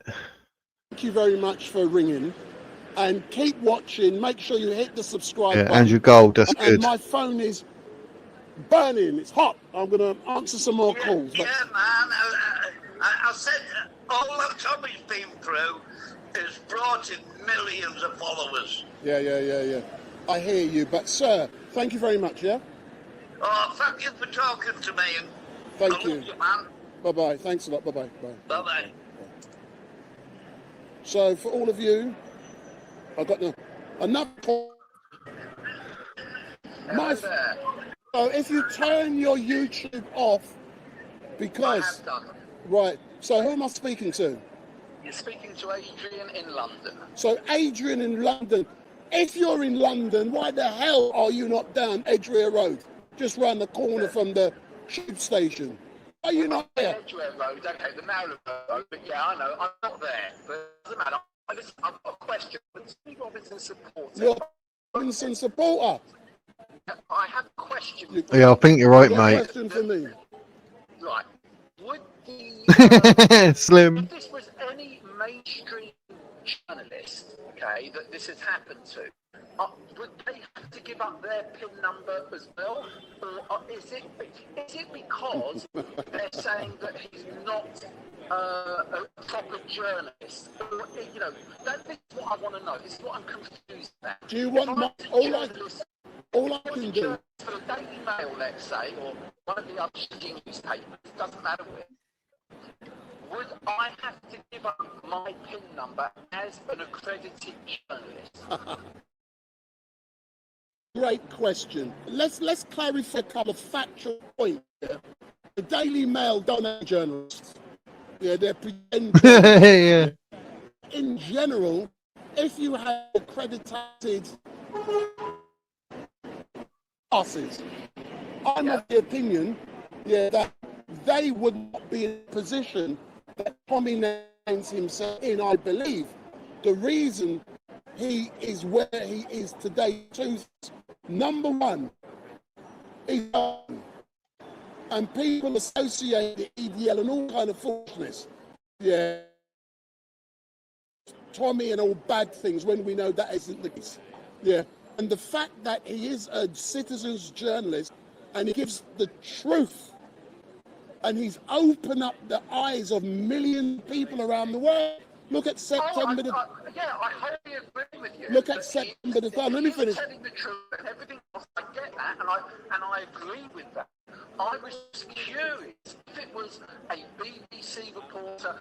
You know, I know that you want to slag off the BBC. I just use that as an example. The BBC's ain't got no journalists. A mainstream media accredited journalist, okay? The question is, when he goes into court, is he basically giving his side of the case of saying, listen, I am a journalist, I'm a recognised journalist. You've been Is the other side saying it doesn't matter whether you're a journalist or not, you've got to give up that? That's where I'm coming from. No, I do get what you're coming from. Anyone else would probably not have to do with it if they had the NUJ card. Because he's Tommy Robinson, that's why. And you've got a defence, yeah. If you're a journalist, you're protecting your sources, yeah. You don't have to, yeah. But because it's Tommy. Because of who he is. That's it. It's because it's Tommy. Yeah. I agree, Wendell. I agree. Have I answered the question? And I hope he's acquitted. I hope he's found innocent. We hope so, but I'm looking to chat with someone. Been in the court, but all I can say is thank you very much. So if you come next to me, my darling, which court have you been in the court? Yes, I've just been in. Which one have you been in court? One. What have you been hearing and seeing? I just was standing outside, and one of the guys come out and said that it's not getting thrown out today. We're tomorrow. What? So that's the breaking news. Yeah, but we know that on a tweet. Well, I didn't know that. I've just found out from the stairs. But I hear you. We've been told. So we're going to be back because I come prepared to do this tomorrow. Yeah. Yeah. But what's it been like for you to be upstairs? Back in court tomorrow. And when you do this, yeah, people may observe my eyes are all over the place. It's not because I've got wandering eye problems. Yeah, it's because I'm observing what goes on around me, and I'm looking upstairs, looking at who's who. Don't forget to like and subscribe. So, but you being upstairs, what has it been like for you?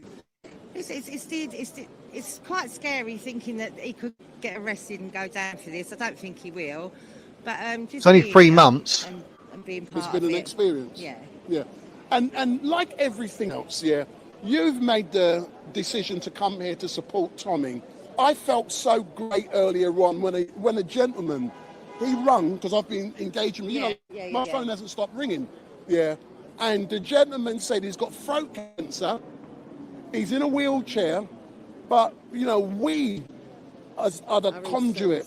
And we are his source, so it was important for him to be at home. He can't get here, but we are educated. I won't say entertained. We are educating him, and for me, that is so great that we now have technology to be able to do so. How many people online are what I don't know because I don't look. Yeah. I'm more interested in what goes on around me. Yeah, I know, but it's about what happens here. I got to engage with people. But when I finish here, I don't drink alcohol, I don't take drugs. When I get home, I crash. Yeah. Because when you do this, you're up here. Yeah. And it's just slowly, and it coming down for the day. It kills you. So you're a hyper up here permanently, but has it been a good day for you? Yeah, it's been a brilliant day. I've had some nice chats with some people, met some new friends along the way, and I'll keep coming as long as it needs us to come out. And it's so important for people to come out here to sow their... Listen, they're all singing Tommy, Tommy. I think tomorrow's going to be a busier day for people coming out. Instead of standing for 2 days, they'll do the one, take the day off work and come out tomorrow. I think it'll be really busy. Yeah, that's right. And the great thing is now, Urban Scoop, we've been live from about 10... We had some technical problems in starting, but we've been live since 9:15. And we will be live until Tommy Robinson comes out. And that's the power of what we've got. Over there, we've got Starlink if we need it. Yeah. We got the ability to do the best. I just had a nice little conversation with how many him people and watching? handshake. So on Twitter, hello to the 71,000 watching. Let's take it to 100,000, man. 71,000 is random enough, number. Man. I want 100,000, man. 100. And how many on YouTube? Only 100. So 3.7 thousand on Twitter. Sorry, on YouTube. That means my math is nearly £75,000. And just imagine all of you give me a little pound each. Yeah, pound each goes a long way. I will cover this again tomorrow as well, Tommy Robinson. Breaking news. Hold on. Let me get this man here. Oh. Let me come back. Sir, if you come quick. So breaking news. See this man here. Yeah, he's got on his top, yeah. And it's a Slazenger top. It's not a Slazenger one. Slazenger This top. one's actually made in England. Slazenger, man. That's Slazenger. He says he refuses to wear the Urban Scoot Slazenger. We're not skint no more. Bigger. I'm skint because I do it for free. You been upstairs? I've been upstairs, yeah. A couple of things. The judge had a little go about live streaming the event. Only the people that put in press applications, I think the terminology is it's for, are allowed to live stream it. So Ezra's not allowed to live stream it. But when you mean live stream, you mean tweet? Yeah, live streaming from inside afterwards. Our video and stuff, but he says live from the court only if you're part of the UK press and you put in the relevant application.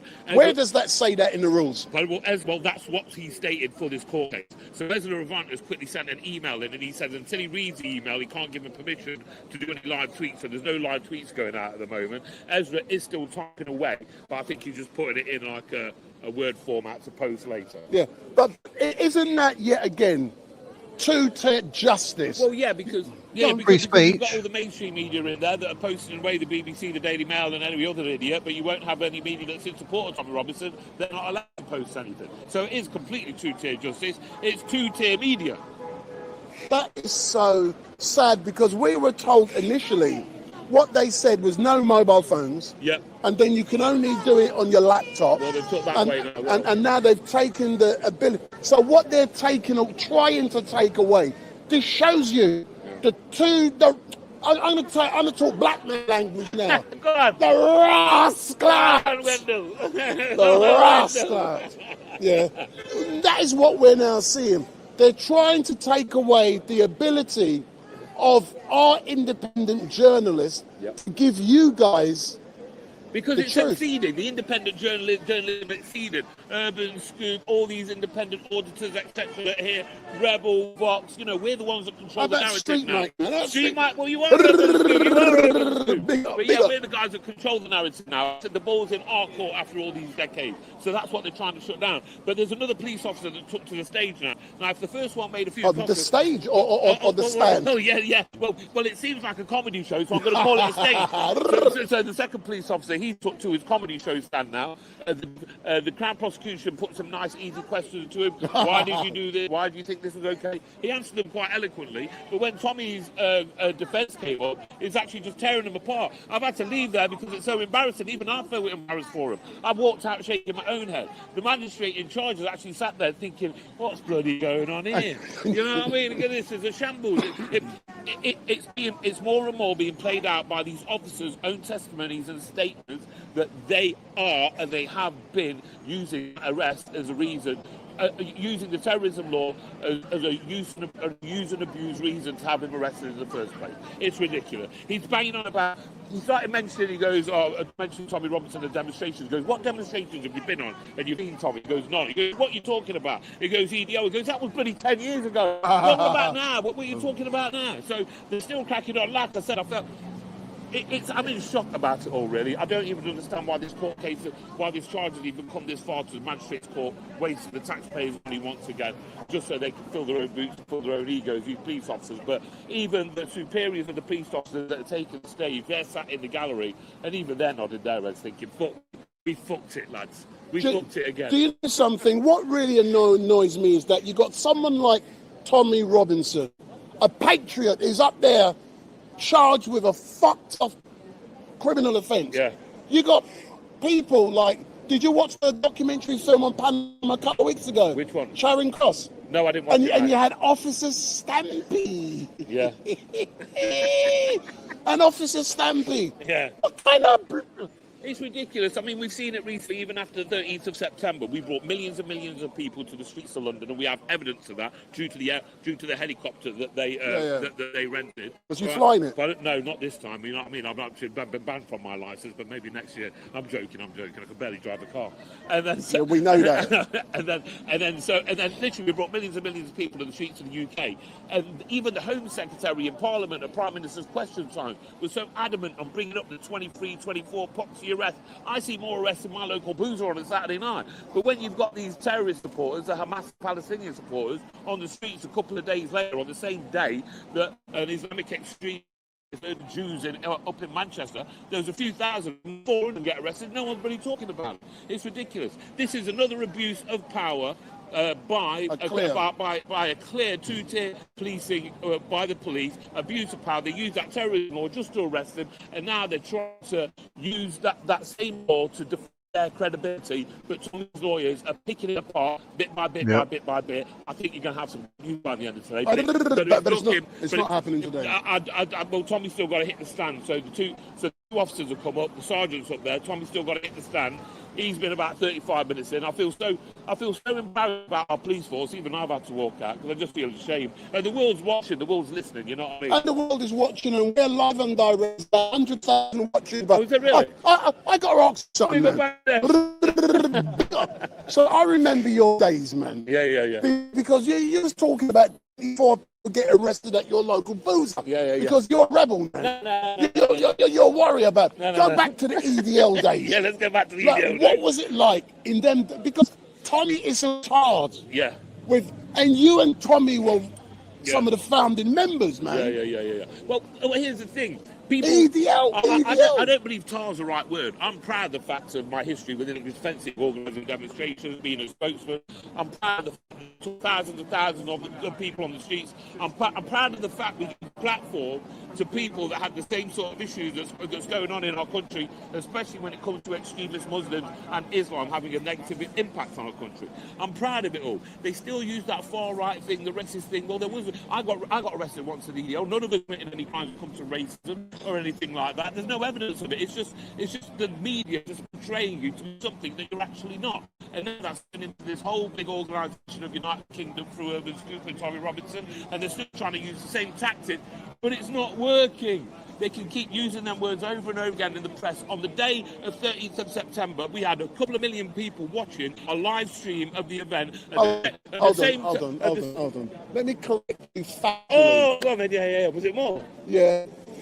When Elon Musk came on, we had 3 million. Wow. So a million is only one number. No. But we've had 48 million people watching. So let's get the facts right. 3 million watching live. And then at the same time, you've got about 2,000 people watching Sky News. We control the narrative now. Whatever words they keep pumping out, racist, far right, right wing, the two-tier policing, the two-tier media they keep pumping, it's not working no more. I'm a white supremacist. So am I. I love it and I'm proud of it. It's actually a good thing to be far right nowadays. Be decent, hard-working, want to take care of your country, want to take care of your people. You want everyone to be safe. You want democracy to actually be instilled instead of having this two-tier justice policing system that we're the victims of all the time. Could you have foreseen the arguments you're putting forward so positively when you started EDL? Yes, of course. Yeah, this was always our plan. This is our plan. But me and Tommy, you was an intellect before time. But the BBC called me brain. I can show you the video now. The video on the phone. The brains behind the EDL. You know what? Them's going to be watching this home thing. That bugger. You know what I mean? I don't let anybody live that one down. But the thing is like I said earlier, in the days late night me and Tommy had, we used to sit up at a bar or sit down having a meal, and we always used to speak about what could this actually turn into. The 13th of September was what we had dreamed of. We thought maybe our children would see it or our grandchildren would see it. We never thought our eyes would see it, and we saw it. And you know, as long as they're talking about us, if they're calling us far right or racist, as long as they're talking about us, I bet you think it's a positive. They're handing us the support. They're giving the support. They're moving everyone towards us through their lies and their hypocrisy and their two-tier policing and justice. We don't even need to promote the support anymore. They're doing it for us. It's a win-win. And you know what's really great? Tommy has this vision for citizens, journalists around the country. That's unfolding. Even today, for example, Urban Scoop. Yeah. Brilliant what's going on. Yeah. You know, we've got a team. I know. It's People amazing. don't know who's who. It's amazing. And we've got clips, TikToks, all kinds of I things know, going it's on. amazing. Rapid. Anybody's at home, if you could subscribe to my channel, Gurmit Singh on Facebook, Gurmit Singh 01 on Let's- YouTube. whoa.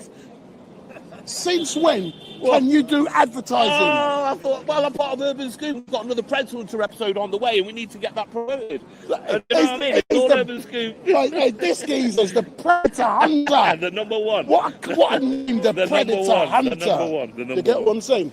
Right, So- I'm going to go find Aidan. I'm going to catch up with you in a minute. I'll go back upstairs and come back out and let you know if I There's hear people out there. Big up. Excuse me, sir. Can I ask you about what you saw and heard upstairs? Can I ask you about what you saw and heard upstairs? We're live on Tommy's channel. I just went to the toilet. You just went to have a slash. See, on Urban Scoop, we give you real language. We talk to real people. And me, people don't know me. Last time you saw me, I had my Union Jack suit on, man. I was looking good, boy. So how you, sir? Very well, thank you, Wendell. Yeah, so you're now outside of the court.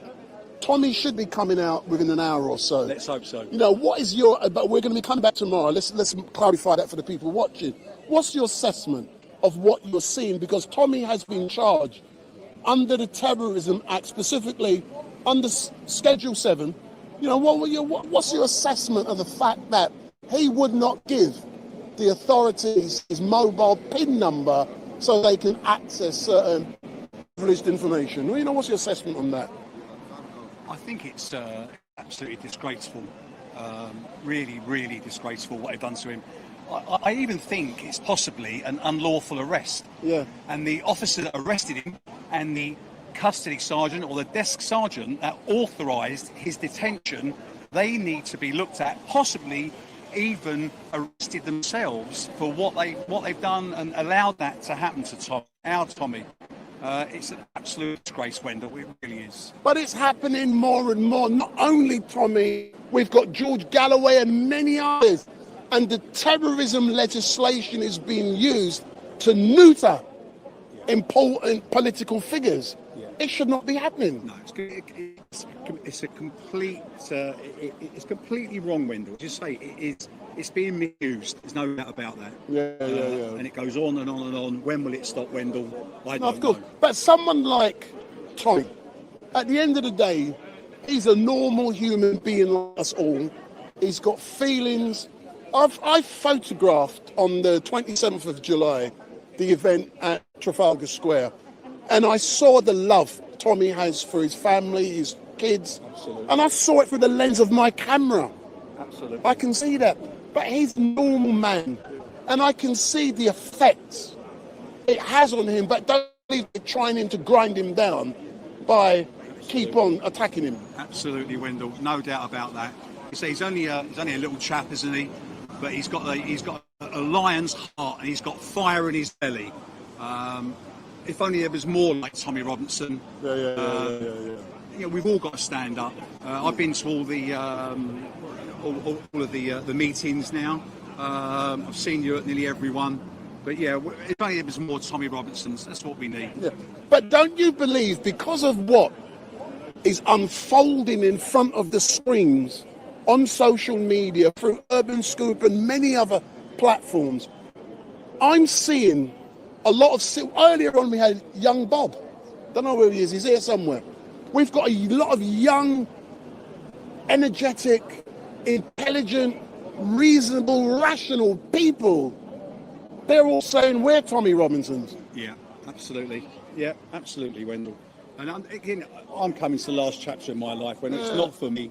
I've got children and I've got a granddaughter as well, and it's. I've got 5 grandchildren. You don't look old enough. I say black don't crack. I certainly do. Wendell? No problem, sir, Lovely but to see you. thank you very much, yeah. Thank you for all the work you do. No You do problem. an excellent job. But I love it, man. You can tell that, can't you? Thank you. Thank you very much. Big up. Big up the Wendell. Thank you. Who wants an interview? Come, my darling. Come.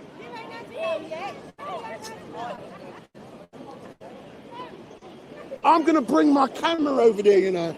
Can you believe this? This young lady is scared. Big up. Big up. So come forward, sir. Okay. So, how you feeling? You good? Yeah, a bit becky, you know, but all right. Yeah. Well, no, I won't make you stand up for too long. Mate. But what has it been like for you to be out here? An experience, yeah, interesting. It's nice to see how it's done and that, you know. Yeah. Is this the first time you've done something like this? Yeah, really. Of course, outside the court, yeah.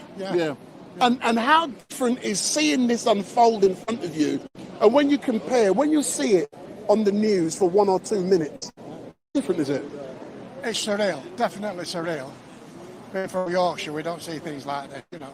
Yeah.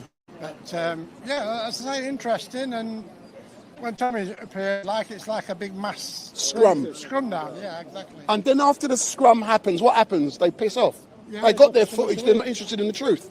Yeah, they all disappear, and then they all come back when it's coming back out. Yeah, and because I'm here live streaming from 9 o'clock to whenever it finishes, 4 or 5 o'clock, I have to be able to film. Yeah, exactly. 8 hours. I listen, I can chat sweet, man. I see your speaker's corner, mate. I watch you all the time. Hey, my missus says, shut up, man. Yeah, I talk when I shouldn't talk. I can't blame you. Big up, thanks. While I'm watching you tell I go, big up. See, everyone's going to do it. People say, shut up. Shut up. But That's your trade, though, isn't it? It's my trademark. Trade sign. This is my trademark. Yeah. Some guy earlier told me to take this off. Good to see you. Excellent. Thanks very much, sir. Yeah, all the Sir, best. excellent, sir. Yeah. And for me, it is so important to engage with people. You know, the gentleman, you can see he's got a disability. He's made the effort to come out on the streets of London all day today to support Tommy. That is so amazing to actually to see that and to be part of it. And I'm proud to be out here. Listen, man, I'm 60 years old. I've got dodgy knees, man, but I'm still here.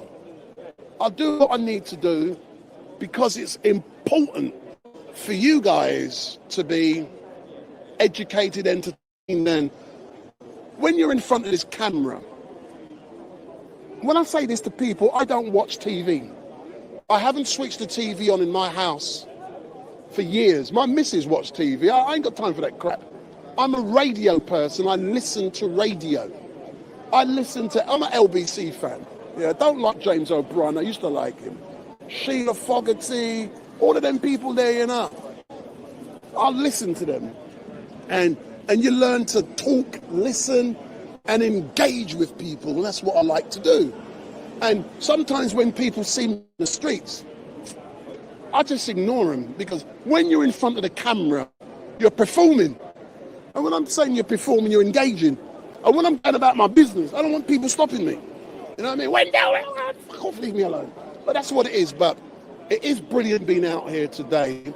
We are likely to be back here tomorrow, live and direct from 9 p.m.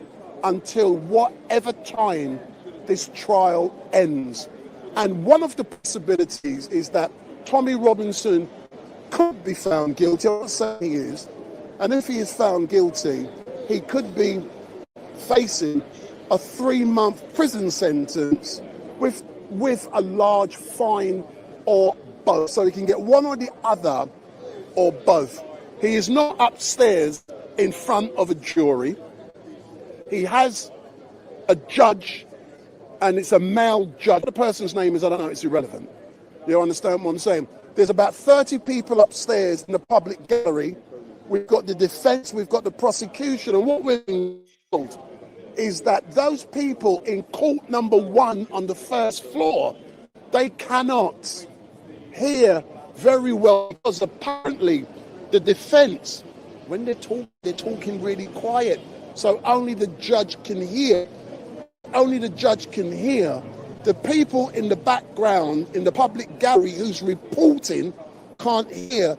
Therefore, they cannot report. And what we've now been told is that Ezra Levine from Rebel News who's flown all the way from Canada, he has been told he cannot live tweet from inside of the court, because what the judge is trying to do is trying to neuter the ability to communicate instantaneously so that you guys know what is going on inside of the court. And the great thing, you are getting live and direct news from Ezra upstairs, live tweeting. You're getting me downstairs, and I'm giving you what's going on out here. Collectively, you're also getting great information. And some of the people are only going to listen to a quick news item on Channel 4, BBC or ITV. They're going to get 1 or 2 minutes. They're not going to get the truth. And that is the difference when we come out on the streets of London as citizens, journalists. And the great thing is that this is not about doing it for money. I do this free of charge out of love, because I love what I do. I'm involved, if you look at the recording of history. History is unfolding in front of my eyes, and the archive record that's what I'm interested in, the archive record. So I said that earlier, So all I Slim. can say, we're waiting for Tommy to come back. I'm going to have a little 5-minute sit down, a little 5-minute break. And we'll be back for the final session when, excuse me, sir, talk to me. Yes, You. advice. Come talk to me, bro. What do you want to Come know? talk, you're scared. Don't do it. What are you scared for, man? Come talk, come talk. Come talk, man. Angus, So give me 8 year 5 old minutes, I'll be back. Who watches MSM? Ah, bless her.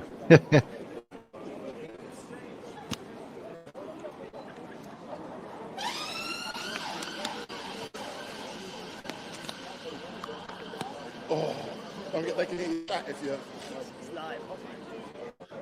Yeah, maybe 5 minutes.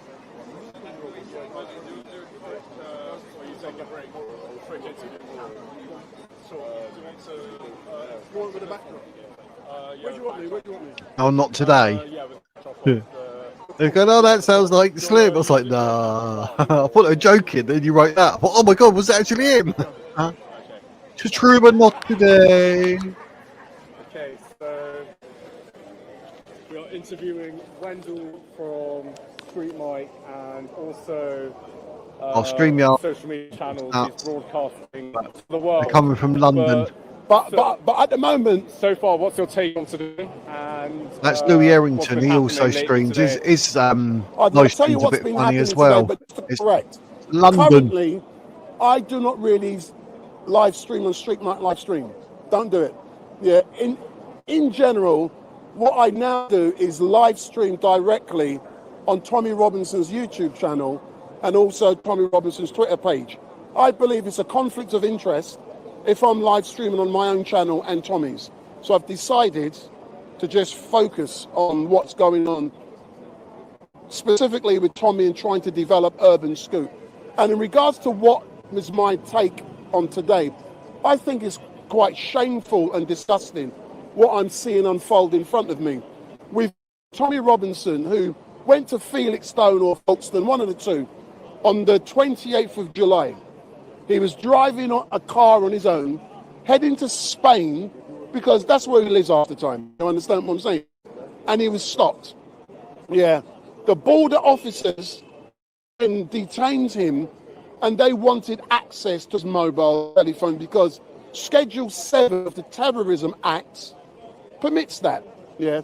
But Tommy refused to do so.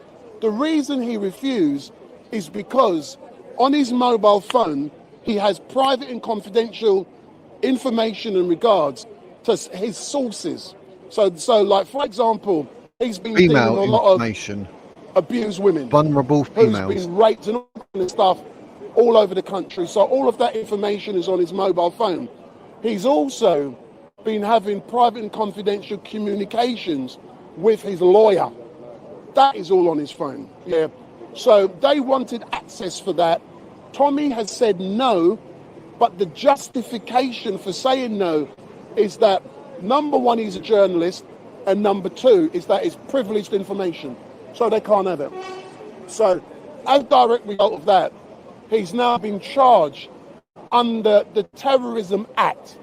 And if you have a look at, and I don't have it on my phone here, yeah, but I read it out to the people. Go on Google, look at Schedule 7 for the Terrorism Act, and look at the definition or what the officer has to believe before they can request that information. And basically, they must believe you're involved with terrorism. Summary. Is Tommy a terrorist? If Tommy Robinson was a terrorist, if they believe he was a terrorist, he would have been put on remand. And he hasn't been. That is a clear demonstration that what's happened to Tommy is a political move. It should never have happened. And they're trying to neuter Tommy because of all the great work he's doing in this country. And I'm of the belief that as a direct, let's agree, this happened before September the 13th. This happened July the 28th last year. But on September the 13th, 3 million people on the street. Potentially that can influence a judge to say, oh, if you've got that ability, we're going to put you away.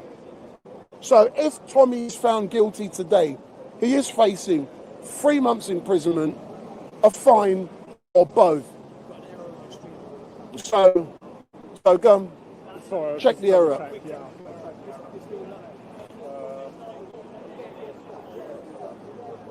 So my one is still going. Yeah, Louis Errington's speed just died. He's probably looking at that because I was having a look to see on his, but how many what you call it? Sorry, just double checking right now. Hey, did your thing go off?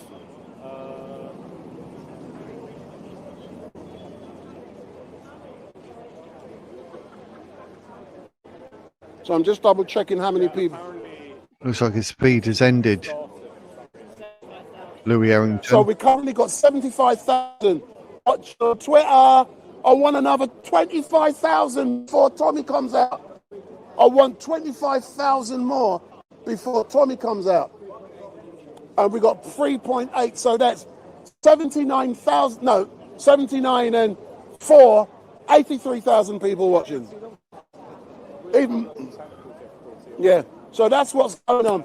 So I want another 17,000 people before 4 o'clock. So if you've got any friends, tell them friends to log on. We want 100,000 before the close of traffic. Yo, come.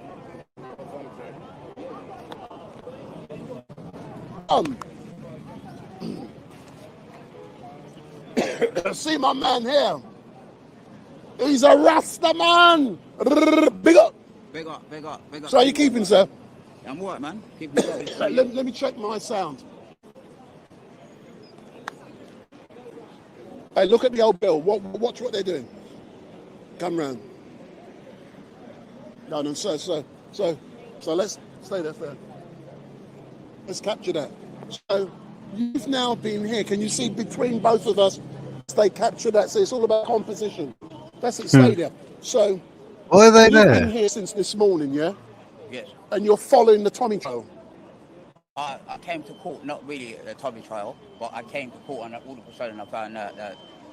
Oh, you didn't come specifically? No, I didn't come specifically. Oh no! I thought you did because I was going to ask: have you been in? If you have, what did you hear and see? I have. I've been in court, but when I came here in the beginning, it's not. All right then. So have you been into court one where Tommy is appearing? I've been there, yeah. Yeah. What was it like for you to be in court one where Tommy is appearing? Tell people what it was like. There was loads of people in there, to be honest, and also the judge asked people not to record in court, otherwise they're going to ban people not to come here with mobile phone and all that. That's what they asked. Yeah, and they're questioning some of the police officers. So the anti-terrorist officers have been questioned. Yeah, they've been questioned about how long they had their qualification. One of them said it's got like 2 years, and almost by the time that when he arrested Tommy, like 1 year, and remaining about 1 year in that qualification. Yeah. So what has it been like for you to be down here as this historical trial is taking place, to actually go into the courtroom, to sit down and listen to what is happening? What's that been like? Yeah, what's happening actually, they're asking about the pin, yeah? The mobile phone, the anti-terrorism officers, they're asking Tommy about the pin, and he refused. Therefore, I think there's a video that they played the CCC at Customs, and then that video, all of a sudden, the two officers came in and arrested. They took him in. That's all. And what was their justification? What you can remember? What was their justification for arresting Tommy? Not giving a pin. Not providing his pin. No. But what was their justification for wanting to go into his phone? Because under the terrorism legislation, you must have a justification to check the phone. Which they what never. What justification did they give? Can you remember? As far as I remember, the officer said he can't remember what justification. The officer can't remember. Can't remember. The solicitor, the lawyer, the barrister asked him, what justification you're asking him also to search the car or pull over the car, or what law? He said he can't remember. Listen, it's important. We got about 83,000 people watching now, and it's important for you to give your take on what you saw, heard, and understood. Because we're not sanitized, we're giving people, because different people will perceive what's going on there differently. You know, some people say in the court you can't hear very well. Some have gone upstairs. No, you can. You can hear now. You can hear very well, because like they've got two different courts, so you can hear it. Inside the court where Tommy is, you can hear. The other court you can hear as well. Or they may have fixed it. Myself, I can hear, but I don't know about but other people were complaining where they were, they couldn't hear. But the important bit is you're down here. They've got speaker and everything. You can hear what they're saying. No, but it's great to get a different perspective. Some people say they didn't. You say they did. That just shows you, when it comes to gathering evidence, the difficulty from different perspectives. That's right, Excellent stuff. But all I can say, sir, thank you very much. This man is just we're reconnected now. Resetting his YouTube. Reconnected back onto the live broadcast. So Who do you want to talk to? Media and also Wendell. But if I don't mind asking, I'll ask you first. Today, we know Tommy Robinson is in court now for the second time today. If we don't mind standing more into the camera. But what are your thoughts on I always peek down what there. happened so far today and what's going on with him? What my thought what happened, I see that it's actually the same as that. But the important bit about that, you can see what's going on. You know, your mobile phone and things like that. What the officer said about it. No, unagreed press is upstairs. No. Unless I'll get you in a minute. No, I heard. Because I've been interviewing people as they've come out. I'll interview you in a second about that. Yeah.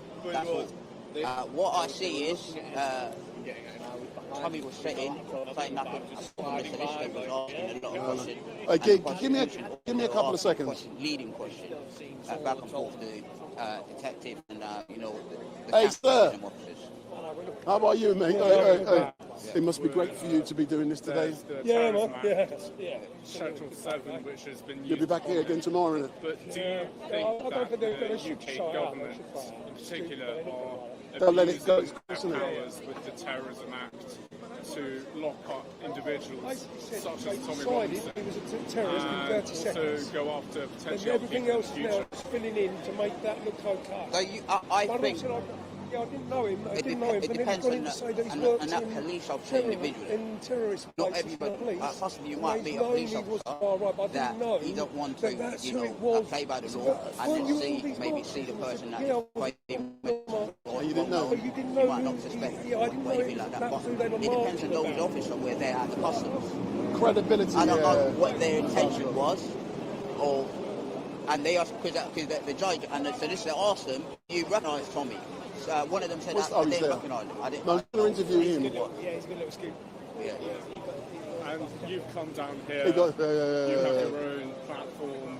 You film all sorts of stuff that goes on in London. Yeah. No, but you would get rumbled because they're watching. I've got to raise awareness, advocate for everything happening. Of course. Community journalists, which is very important. They'll have people out there looking through Twitter. Everything, rather than cover up. You can't get away with this shit. Like the BBC and other people, they just It's too public, bro. Material get adopted and posted So he's actually online, been kicked out? It's not the whole story. And very important for people that are doing stuff in the ground. No, it's your prediction, not mine. It's not mine. My prediction is Final there's a question ruling tomorrow was against beforehand, Trump. I'll just double check. Going to be slammed all over Yeah. social media. You will read it everywhere. And If he's now, acquitted, in recent years, we've seen the No. rise No, of I disagree with you. Regardless of outcome, it will be slammed all over social media. like myself, Yeah, of course it will. people who provide Social media or the national media. No, I meant the mainstream media. The mainstream media. No, but you said social. No, I meant the mainstream. No, of course. And they'll leave it in people's minds. Yeah. That's what they do. media is going to become more They'll blast. If not, they'll say nothing. could possibly take Yeah, over. no, listen, that's TV, that's standard. some That's what they do. And it's still in his mind, he's got done for terrorism. Yeah, definitely, because you see the rise of Yeah, they fucking do it all the journalists time. and auditors has They're become a cunts, lot that's more why. better right now. And maybe in the future, people are not even going to watch the BBC or other a news channel. But because the British, they're always finding a way of like, And let me see what they're making talking it, about. which one is the official, which one is not. But what I got to say, I got to encourage people to go through journalistic, especially independent media. It's very important to have independent, non-biased media. Because if you try to send your footage through the BBC or other platform, they're not going to listen to you. And this is coming from like big source, or like one we've seen at the BBC Panorama on a place as well.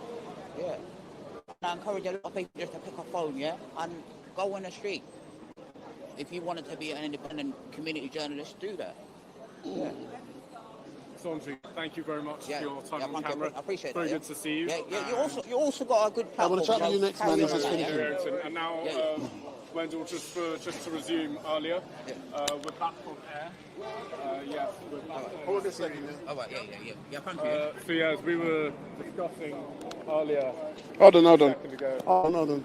We want sound as well. Yes, everywhere. And then I just hold this in the middle. Yeah. Which is it. So in terms I'll of do you what next, was going on earlier, take on today, a bit of a summary from your perspective. Well, what I'm seeing is that a trumped-up charge has been brought against Tommy. You've got the system don't like him. I believe he will be found not guilty. I do. Because I know he's not a terrorist. We all know he's not a terrorist. If he was a terrorist, he would have been remanded in custody from the 28th, 29th of July last year. Yeah. However, the way the criminal justice system works, if these people in this court, if there's any slight possibility there's a hook that he can be found guilty and they do it, he's going down. And if you're going down, the 3-month sentence and a massive fine. But I believe from what I'm hearing from people coming out, is that the prosecution case is flimsy, the witnesses are rubbish, and let's hope the case will be thrown out or he's found not guilty. And also, just slightly moving question here. We know there's a lot of media attention here, and there's also independent journalists like myself. But in recent years, we've seen the rise of independent media, neutral independent media, such as myself. Do you think that will become more of a thing as time moves forward and could potentially take over big TV news channels such as the BBC? I believe, but forget about taking over the big news channels. No, not taking over the big news channels. Yeah. There's issues which we can discuss, but in regards to getting the narrative out or to get the news out, we already get more views than the nationals. We do it. Look at what we're doing today. Yeah. Look at what Tommy Robinson did on the 13th of September. Look at what all of the citizens journalists has been doing around the country in regards to migrant hotels. That's Tommy's vision. So citizens journalists, they have a very important role to play in changing the narrative, and it's happening. And you know me for a long time. I have concern about citizen journalists, and I do. My concern is that I've given up my own channel because there is a conflict of interest in me doing my channel and doing this. You cannot, as a citizen's journalist, be an activist and a citizen's journalist. There's one or the other. You can't be arranging protests and then reporting on that protest. And there are issues with citizens journalists potentially, when things have been reported due to monetization. I see big issues coming up, but in general, the role of citizens journalists is very important. There needs to be some rules and regulations that we have to fall into. But then if you do, what's the difference between a citizens journalist and a mainstream? There's issues, but the role of citizens journalists is very important. We are taking control of our own narrative. Look at Urban Scoop, what we're doing. Very important. And there's a lot of talented citizens journalists who are young coming through the ranks, like yourself. Be independent, and I hope you've been influenced by Street Mike. Big up, big up, big up. So, and you'll see all different perspectives, and you're learning how to report objectively. Not is with a bias. Not with a bias. Yeah, that's objective. Yeah. Objective. And that's so important. Definitely. I've answered that question honestly, I hope. Wendell, thank you very much for time on camera, and No also problem. appreciate being on the Urban Scoop as well. And yeah, and Tommy's YouTube and Twitter. YouTube and Twitter page. But yeah, we're outside the Westminster Magistrates Court, and as we see today, Tommy Robinson has gone in for the second time. And as you said earlier, we're hearing potentially that it could be that he comes out not guilty. He might not go to prison, and we'll see how. Or potentially he might. We don't know, until it's ended. Everything's confirmed. Excellent. Anyways, once again, thanks very much. Thanks a lot, sir. So I'm now going to speak with this young gentleman. Where do you want me? Come. See my cameraman there. I'm going to put that there. So, what's your name, sir? I'm Cam Smiles. I work for Vox Populi. I used to work for Rebel News, and, well, my current employer, myself, and my former employer were just in court today. So, you were in court number 1, the first floor, listening to the trial unfold.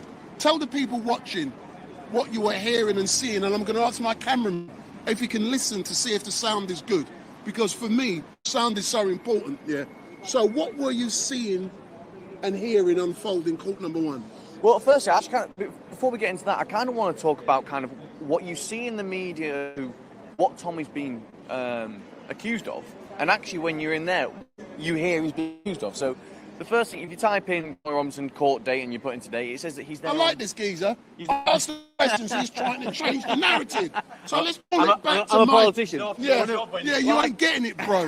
So let's go back to my question, and then we'll... I'm getting to that, but the point is... No, not that you're getting to it. Yeah, I want to know for my people watching. Yeah, there's about 87,000 watching. Tell them what it was like for you to be in that court, and then we could... Okay, concerning. More importantly, it was concerning. One, because it's a magistrate, it's a judge, jury, and executioner. There is no trial of your peers, there is no jury.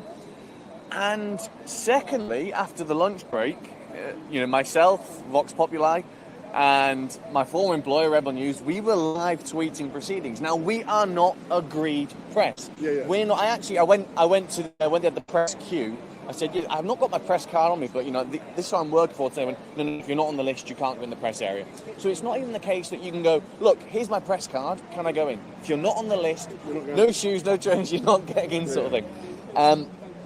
And then after lunch, the magistrate, very assertively, I'd say actually angrily, he said, anyone who is live tweeting proceedings will be held in contempt of court.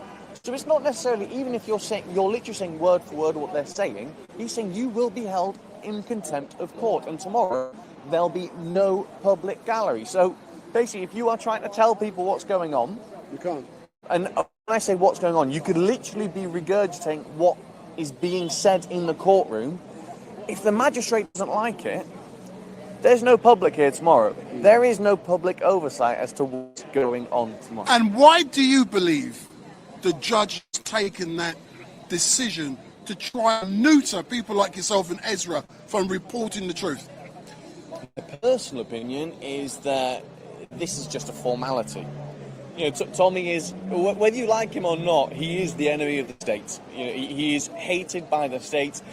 They try and get him on absolutely everything they can possibly. So personally, I think that today is a formality, and they want to.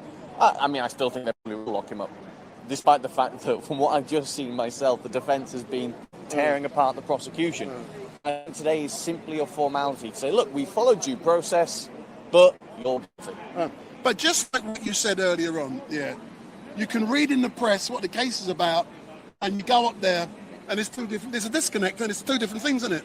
Well, yes. You like I said, started earlier. You type in what Tommy and his court date today, and it says, "Oh, he's hearing terrorism charges." You go, "Bloody hell! What's he done? Who's he threatened? What's the what is the evidence?" Made a brew. Well, it turns out the evidence is simply they said, "Give us the PIN number for your phone," and he said, "No. There is sensitive journalistic material on there, and I don't trust it being in your hands."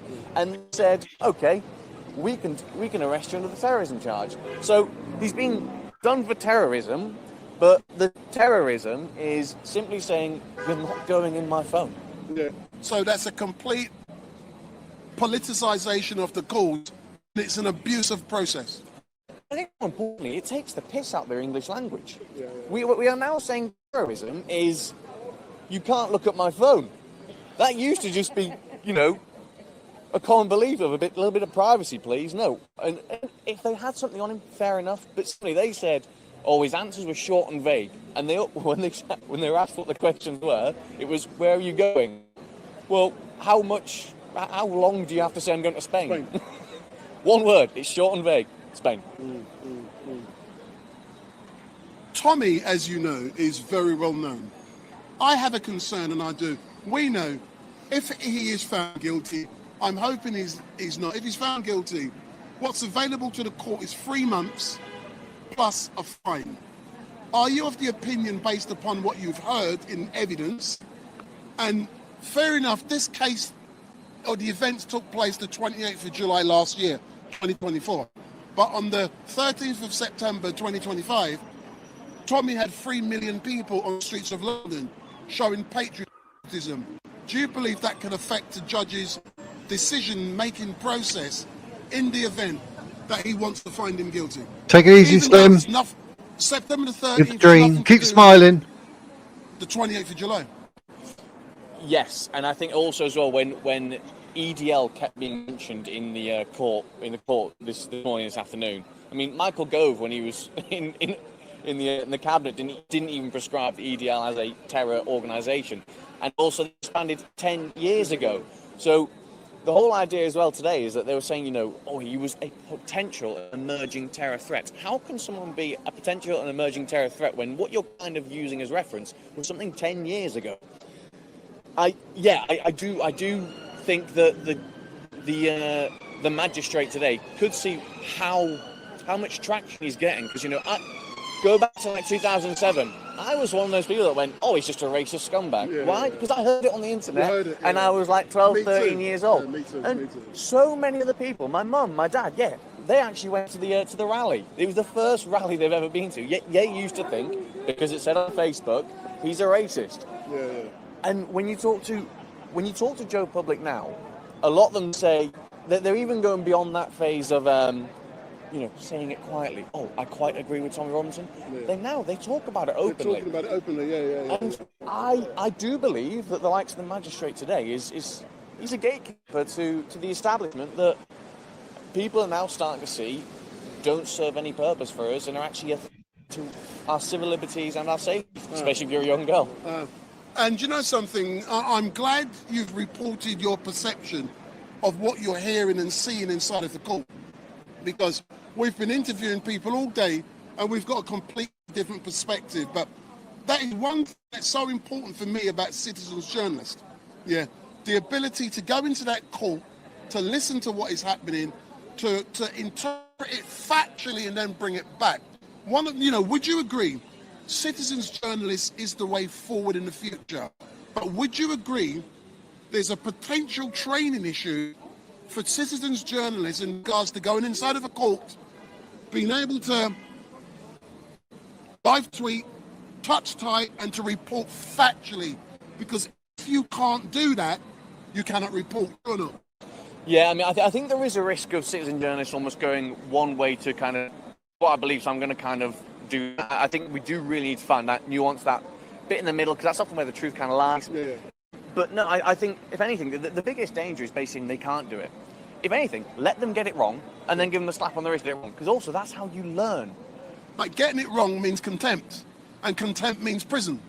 Well, if you get things wrong and you actually affect something, then consequences are, well, it's consequences are consequences. If you do something wrong and it affects something, then what the consequence is, then it's going to happen. But I think we should be allowed to make mistakes. There's a difference between making a mistake and nefariously trying to alter someone's train of thought. And I think that's kind of what they're doing. They're altering people's train of thought by not allowing people to say things, whether it's right or wrong, but a true, honest opinion. I hear you, sir, but all I can say is thank you very much for engaging with me, because what I've been doing today, as you know, or you will see, we've been engaging with so many people with access to court number 1, also access to the 4th floor where there's an overflow and there's we're getting all different perspectives, and it has been brilliant. But all I can say is thank you very much for giving me this opportunity, and I know the great work you're doing on Vox Pops. I was expecting one of your journalists to be here. Emma, where is she today? I got sent here today, which I wasn't happy about, and heard how early I had to get up to leave to come to London. But today it's just me. I was expecting Emma here today. Sorry, you got the good-looking one today. So. Hope you're listening, Emma. Down here, but listen, thanks a lot, yeah. Yeah. Cheers. And you know me, Wendell Daniel. No one knows me, man. I'm quiet. Thanks a lot, bro. Yeah. So what we've just got there is a excellent summary analysis what is going on inside of the court, and the gentleman has the skills to be able to live tweet, and the judge is saying, nah, you can't do that no more. So they are neutering our ability to communicate with you guys and telling you guys what is going on. But there are many different ways to skin a cat. That's what they say in Jamaica and Barbados. You skin a cat in many different ways, but you don't break the rules when you skin a cat. So, big up. Don't forget to like and subscribe. Got to help me out and keep getting shadow banned constantly due to type of content, anything to do with Tommy Robinson, Islam, you name it.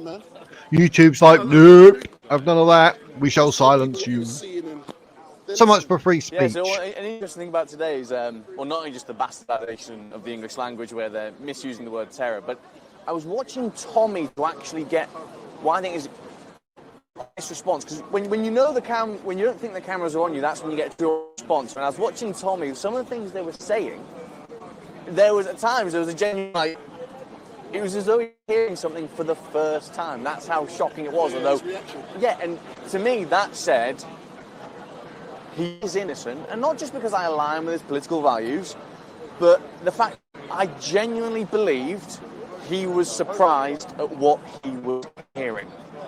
And for me, I think that's when you get the truth out of someone. When they don't realise the cameras are on them, that's when you should look at them the most, because that's when you get an honest feedback from themselves.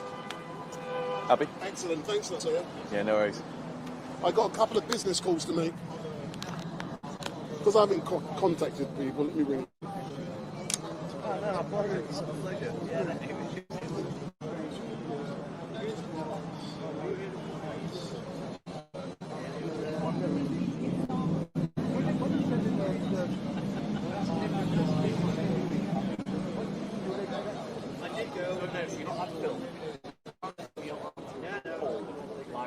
Is the signal from London still good, or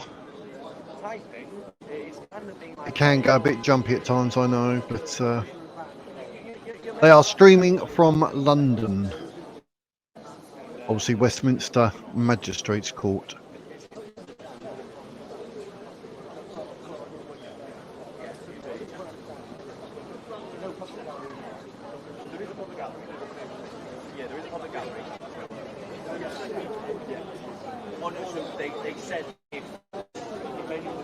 Hit that lake.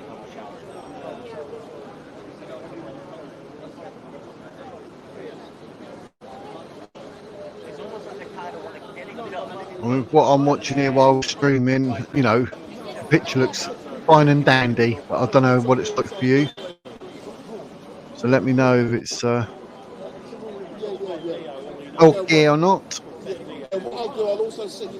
Tommy Robinson, terrorism, because he would not give his PIN number over. Bearing in mind he had vulnerable females' information. Heard the evidence, and really mindful I don't want to say anything that could cause any issues with the court, but Tommy Robinson is not a terrorist, and all of the evidence to me stacks up against those that arrested Tommy. So here we are. Do we have a fair judiciary? I know what I think. I am not going to tell you what to think yourself, but here we are going into day 2. And Ruda Cabana 3 times was sent to prevent, who was a terrorist. Tommy Robinson, a journalist, into day 2 at the Magistrates Court. No worries. What can I and can't I say? Do you know? Yeah.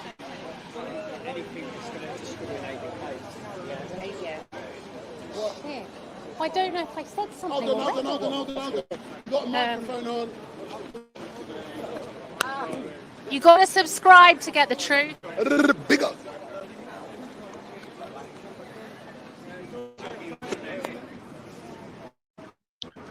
We're still waiting for Tommy. He went back into court at 2. I was told that about an hour ago. And he is facing the potential up to 3 months in prison and or a £2,500 fine. All because he would not give over a PIN number, but it seems he was targeted by the 2 gentlemen that arrested him. They saw him on CCTV come in a Bentley. He had about 13 grand cash and about €1,300. But they arrested him for terrorism charges because he would not give his PIN number to his mobile phone. Let me get stay there. Let me get a quick interview with you. I know.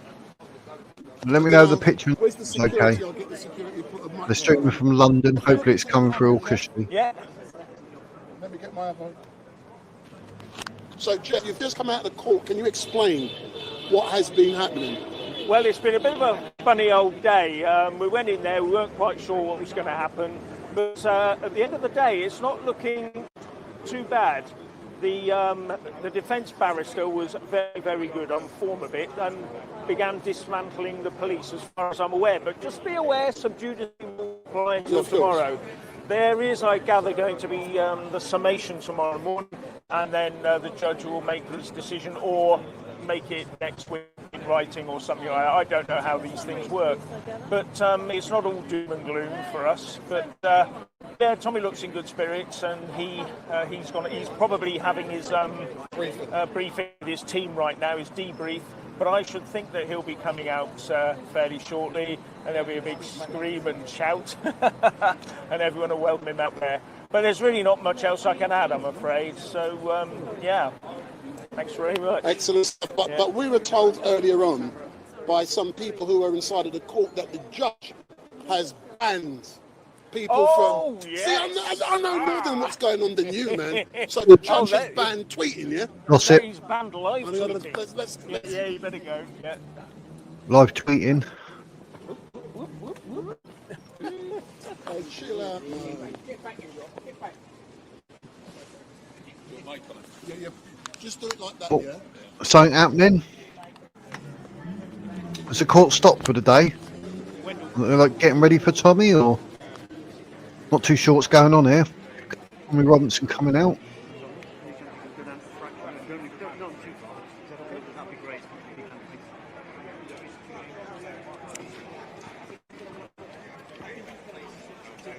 Don't forget to like, subscribe. No, it'll come straight here. My channel does get One on him. shadow bans due to type of content. Tommy Robinson, Islam, and the truth, and the news that mainstream media ignores. I'm on it, so I do get shadow banned a lot. It can even be a nightmare looking at my channel trying to get it, but you know, 5,500 subscribers, and it's a nightmare. Oh, closing the doors. What's going on? I thought Tommy might have been coming out then. Fake news is here. Fake news. Window.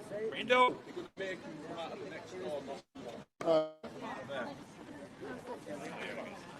gonna have to let other people out as well. So I'm assuming court is finished. Are they waiting for Tommy? Hey Jeff, let me get round now. Wind back. Wind back. Sorry.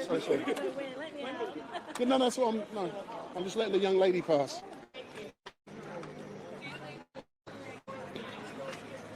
Let me get in now.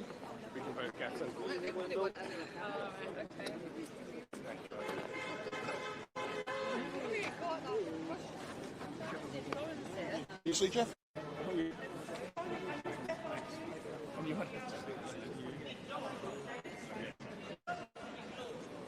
Let me know if the signal and pictures all okay.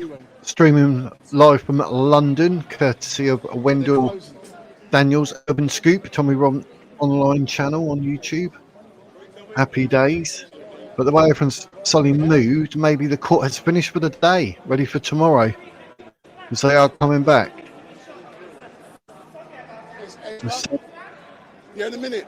They're going to shut the doors, or? Rebel News.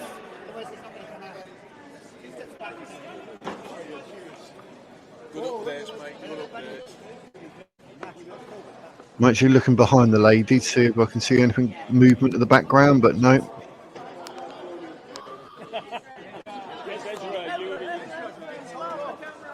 Well, you know, there's been, I think, 4 police who have testified so far. Not one of them has had Can't hear him.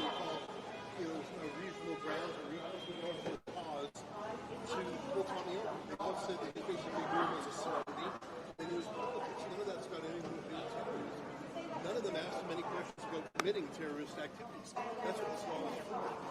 In fact, it was a combination. They were starstruck by the fact that a celebrity was driving through, and some of them knew that the deep state, their bosses, have a tremendous antipathy towards them. So they Turn your volume up. The stupidest things I've ever heard. You know why they pulled him over?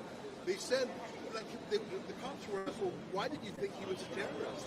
Because he was driving by himself, he bought his ticket that day, and he was borrowing a friend's car. What? That's why you think he's That means you're a terrorist. That's terrible. I believe they were lying on the stand. Yep. But they were lying in the service of the, you know, the Perjury. that the entire government has, which is that Tommy is an enemy of the state. And this is yet another indication that it's tough to get good justice. I really think this should be justice. If this was a normal case, this would be stayed immediately. This would be thrown out of court immediately. But with Tommy Robinson, you never know. I'm worried that Tommy will no longer get a fair trial in the game. Which is round the corners for you.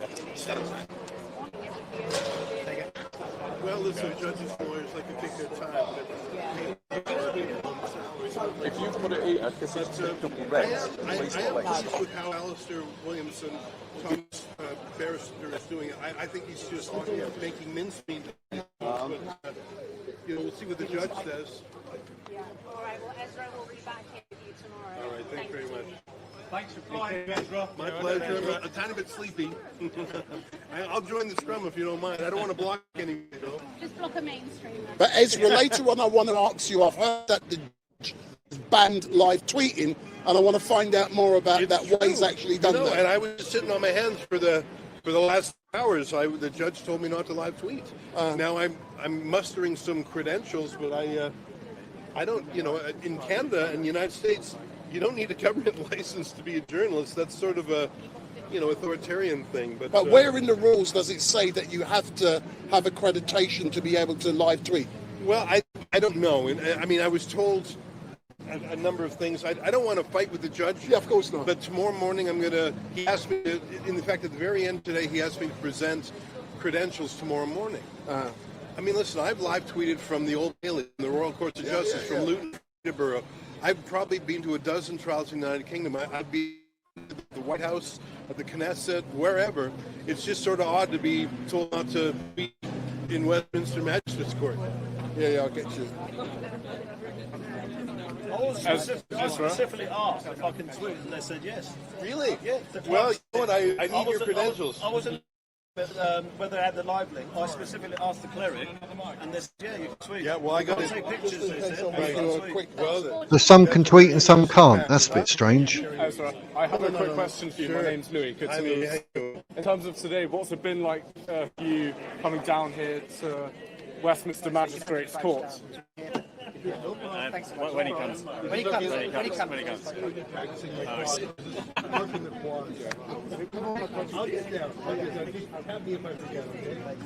So yeah, in terms of today, what's it been like for you? I've done this before. I get on the night flight, fly to the UK, live tweet a trial, and go home.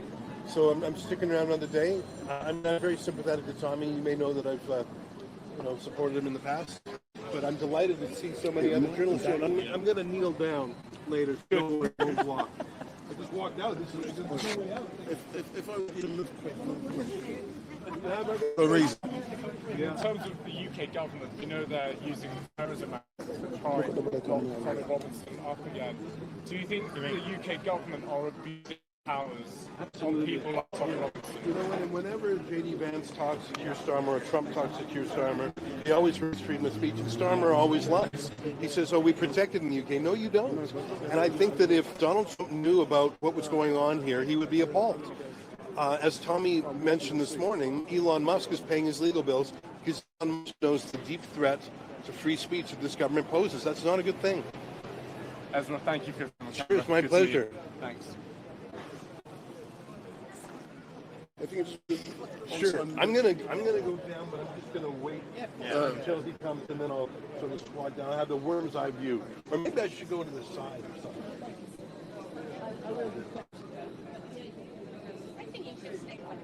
I don't want to block these guys who've been waiting for a while. I don't want to be mean.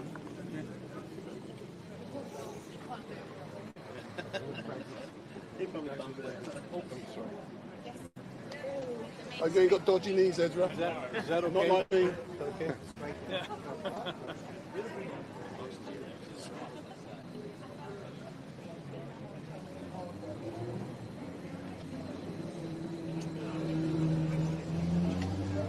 Any mainstream media here?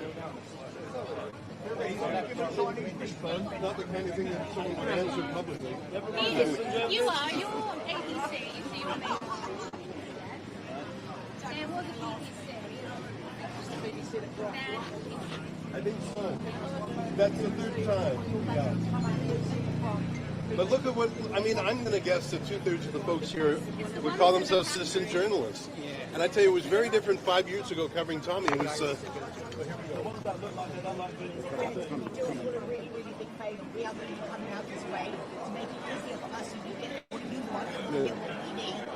Everybody push back, please. I'd greatly appreciate it. Go back. You want to go back?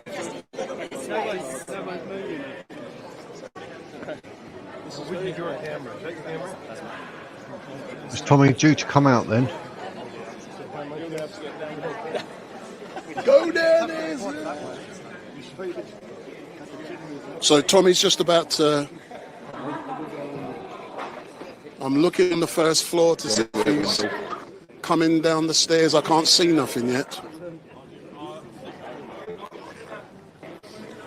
He's on his way, Wendell. All right then, thanks a lot. I've just heard he's on his way. He's not coming to my camera first. No, of course not. Why would he do that? You can do that.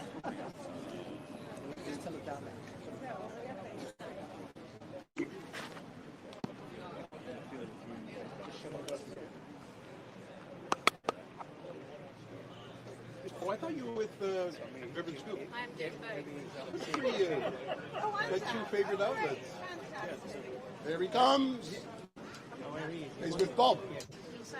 Oh, Bob's doing great. Here comes Tommy Robinson in after day one.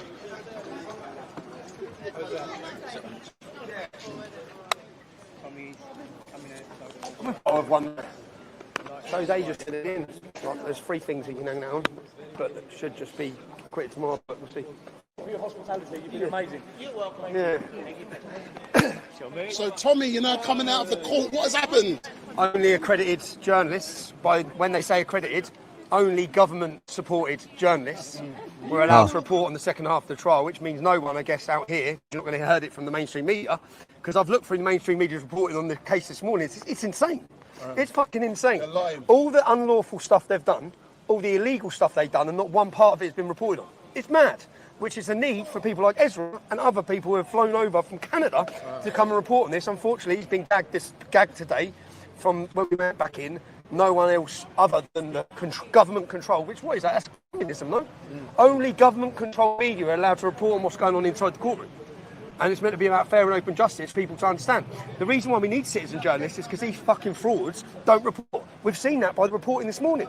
We've seen that. But an officer has accepted this afternoon, which you wouldn't have heard, that he held me unlawfully because he was supposed to have done certain things that he didn't do, and then there was 3 different things he was lawfully had to do that he didn't do in order to detain me under Terrorism Act. It's not like we're stopping you for a quick check in your car. We're nicking you for terrorism.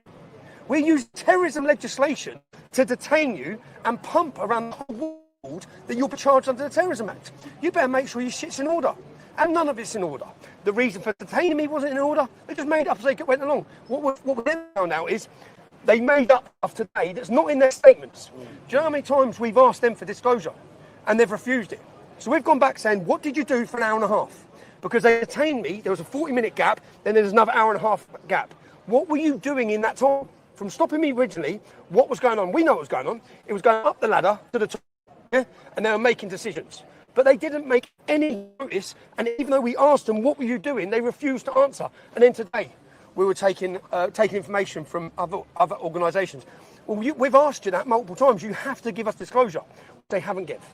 They didn't give. So now there's been another application to make the judge aware. We've asked all this information. Then they've brought shit up today in court where there's no evidence of it. There's no paperwork trail. There's no email trail. There's nothing. Then he started making up. Do you know what his reason was? Islamophobia. Islamophobia. What even is Islamophobia? They're taking it from the Labour government's Islamophobia bill. You talk about Islam and it goes to terrorism. That's it. Anyway. And back tomorrow. And back tomorrow for the verdict. Let's hope the judge gives us something to have a bit more faith in judges in the UK forward. Last time I was in this court, I got a positive result from a judge. I wish I was tried by a jury, but I think after the judge listening to that absolute facade of a shit show of legal corruption and bullshit from a police force which detained someone under the Terrorism Act within 30 seconds of seeing who I was. Yeah. And then they've tried to make up and wrote statements 6 months later, 9 months later. Why didn't you write this at the time? Why you wrote all the officers trying to get their ducks in order? That's what they were trying to do a year later. Well, why did you detain them? And they're making up all the reasons. So let's see what happens today. Has the trial finished today, Tommy? Yeah, turn the camera around for a second. You're a member of the press. You was in there today. You're a member of the press. You was in there today. Can I ask you, what did you think of the fact? What did you think of the fact? It's a contempt court case. No, it's not. No, it's not. There's no jury. That's only for juries. There's not contempt. That's a lie. That's a lie. No. You're a member of the press. Well, I've looked at your reporting today. I've looked at your reporting today. Yeah. Why don't you tell the truth? Why don't you tell the truth about what happened in court today? Why don't you tell the truth? Why don't you tell the truth? You see, that's the media. I'm here. So they're running away. That's the mainstream media, yeah? He is sat in that court case. We'll see what we get tomorrow. Not one of them has reported any of the unlawful stuff the police have done. And then, do you know what? He went to the judge. He went to the judge to make sure Ezra stopped reporting. He did. He was the grass. He went as a member of the press to point out that he's sitting in the public gallery and he's reporting on this case. To prevent him reporting so that the only narrative you get is from them. Fast car, cash in his car. Why did I cash in the car? Because we collected a demonstration the day before and I can't bank in the UK, you mutts. Anyway, They mentioned about vague answers. Yeah. He asked me one question. Where are you going? Benidorm. So you can't make that long. Now, I was in there today watching you. Yep. And one of the things I like to do when I'm doing journalism, I like to watch people when they think the cameras aren't on them. Yep. And I was seeing you at times look genuinely perplexed. You look genuinely perplexed at some of the things they were saying. Was this like almost new to you? Well, they were bringing stuff up that we've been trying to get out of them for the last year. Information, what happened in that time. And today we went to different organisations. No, but you haven't told us that. And we've tried to get out of you for 12 months. So you're bringing stuff up in court that you have not given us disclosure for, which is unlawful because they're meant to give us full disclosure. And we haven't had disclosure. So it's like they just suited it. And then, as you said, as you heard in his evidence, they admitted so many things. Well, how come you haven't said that in your statement? How come you haven't said that? So for me, I'm standing here, I have to keep coming back on trial for what is a total abuse of the system, a total abuse of their own laws, and to watch counter-terrorism be made to look like school, which is what happened today. If you're going to detain people, this legislation is so overpowering and overreaching on people's freedom and rights. You have to have reason to start detaining people under terrorism legislation, not it's Tommy Robinson. Yeah, because that's the reality of what they've done in 30 seconds. He recognised me, you're detained. I give vague answers. As it said, my passport shows that I travel out of the country every other week to the location which I was going. It wasn't suspicious. It's not suspicious at all. They didn't even ask me. He was driving someone else's car. I had the logbook and I had the man sitting on the phone. They didn't ask to speak to him. They didn't look at the logbook. They didn't mention the car. They didn't mention anything. Even in the questioning, no terrorism, no mention of violence. So what was the purpose in it? Finally, the magistrate is the judge, jury and executioner. Yep. Yeah. Do you think today is just a formality and that they've already decided you're guilty, or do you think they could actually win? I think the fact that people have been able to live stream for the first half of the court, and many of the public are going to have heard the evidence that happened today, I think that it's going to be very difficult. I think it's very difficult for him to side with the counter-terrorism, with the absolute bullshit that's come out today in court. The fact that they've unlawfully detained me. They've admitted, that last officer admitted that I was unlawfully detained and that he couldn't have held or made the decision because he didn't know what was going on or check what was going on. Yeah? He couldn't have made that decision. It has to be unlawful detainment. So just on that one point, but there wasn't that one point, was there? On each officer, there was a point, and there was lies, blatant lies, which they were caught out today. So let's see what happens, yeah? Tommy, you're doing God's work. Thank you. The Patriots are Thank you, everyone, for coming. Can I have the microphones up? Yep. Thank Well, you. we're off, yeah? So that's Tommy Robinson's big up, big up, big up, big up, big up, big up, big up, big up, big up. Some good stuff there. Yeah, man. So that's Tommy Robinson. What's up with Tommy? I didn't have the ink. Oh, did it come up for? It was asking for the pink card. Yeah, Arden. So for There those we of you who are go. watching, my name is Wendell Daniel, and welcome to Urban Scoop, and we're coming to you live and direct, live and direct from the trial, day one of the trial down here. And just as long as it's focused. So the trial is now coming to an end today. And like Tommy said, we will be back tomorrow from roughly around 9 o'clock till whenever the court trial has finished. So we will be back tomorrow, and all I can say is it has been an amazing, I don't even know what time now, about 4 o'clock, 5 o'clock. I don't know. I've been here. 4 o'clock. So we've now been live streaming in 4K for 7 hours, and I hope everything has been perfect. This is a demonstration of what we here at Urban Scoop can now do. And I'm gonna engage with my favourite young lady.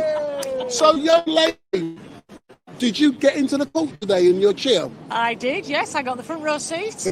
Big up. What was that like for you? Was you in court one? Yes. What was it like for you to be in there? It was exciting. It was interesting, but we couldn't hear a thing. Yeah, that's what I'm hearing. Yeah, it was terrible. And the judge said, I believe you can't hear anything, but then nothing was done about it. So part of me thinks, well, is that on purpose, or or what, I don't know. But I think the whole thing is a waste of time. It's just pathetic and it's scary. It's scary that that's what it's come to. Yeah.